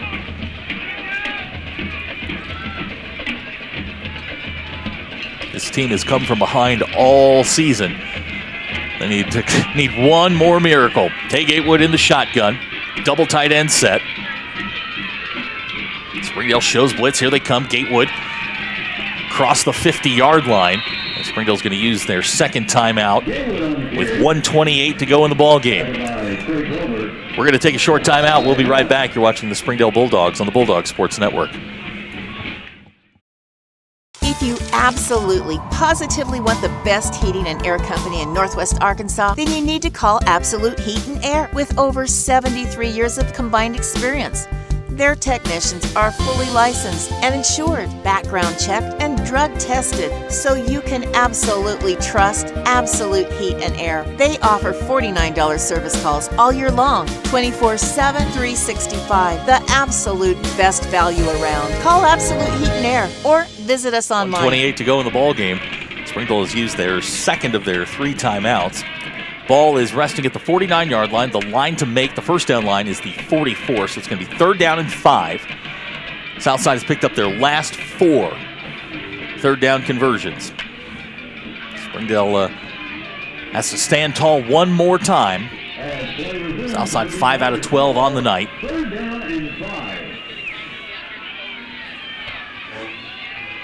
Gatewood and Savoy alone in the backfield. Double tight end set. Springdale with 8 guys in the box. This is Gatewood straight ahead. He's going to get the first down, and that's going to be the ball game. Gatewood does a great job there, powering his way into the pile, picking up that first down, and Springdale has one more timeout, but with that first down, I think that just about wraps it up for the Mavericks. Still 1:22 to go in the ball game. As Carlos said, Springdale's got 1 timeout left.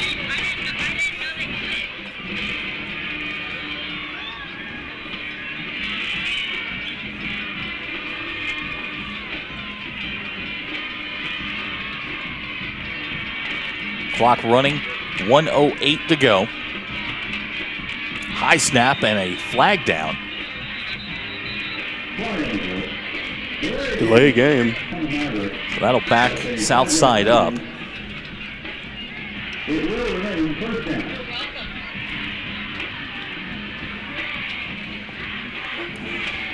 .104 to go in the ball game. Springdale with 1 timeout remaining.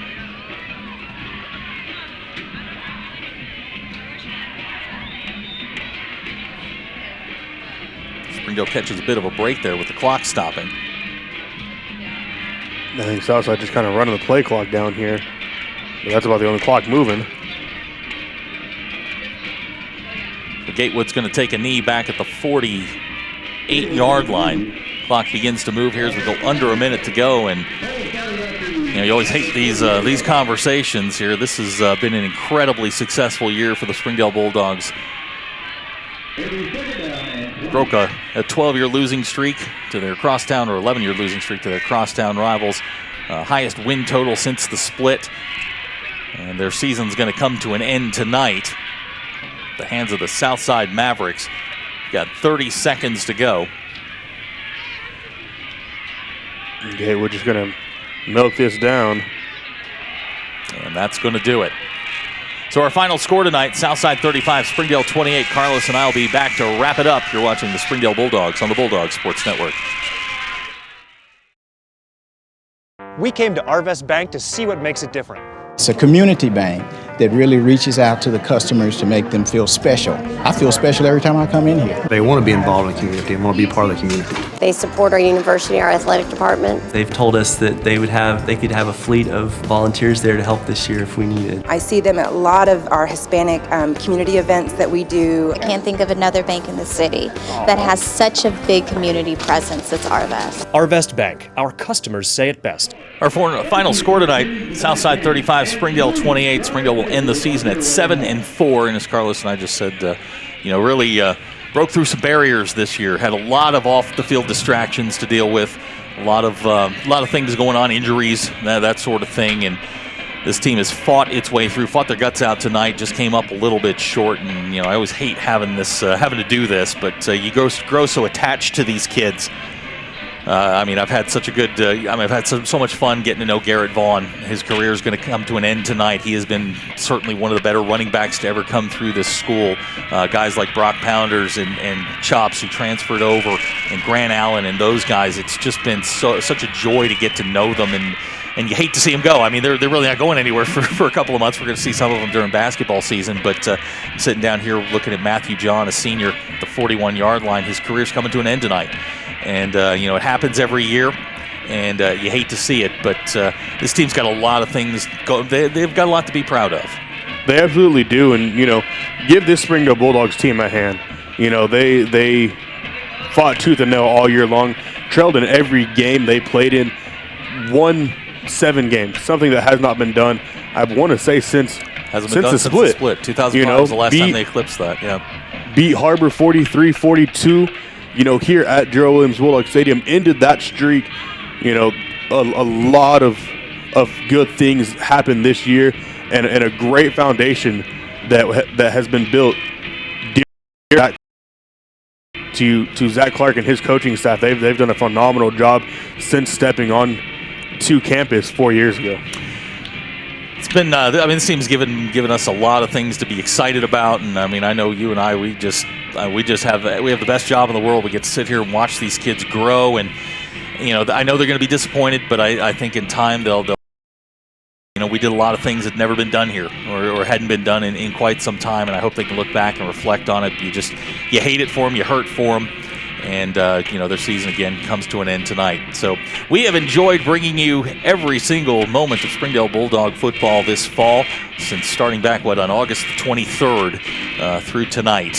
For Carlos and Bailey Jones, who oversees most of our production work, and Seth and Felipe and Isabet up there as well. That's our entire BSN crew. We have enjoyed bringing you the 2018 Springdale Bulldogs. We hope you enjoyed it. We will talk to you in January for basketball season. Coach Jeremy Price and Coach Heather Hunsucker and the Bulldogs will get rolling in January. For everybody on our BSN crew, we bid you a good night. Final score, Southside 35, Springdale 28. Good night, everybody.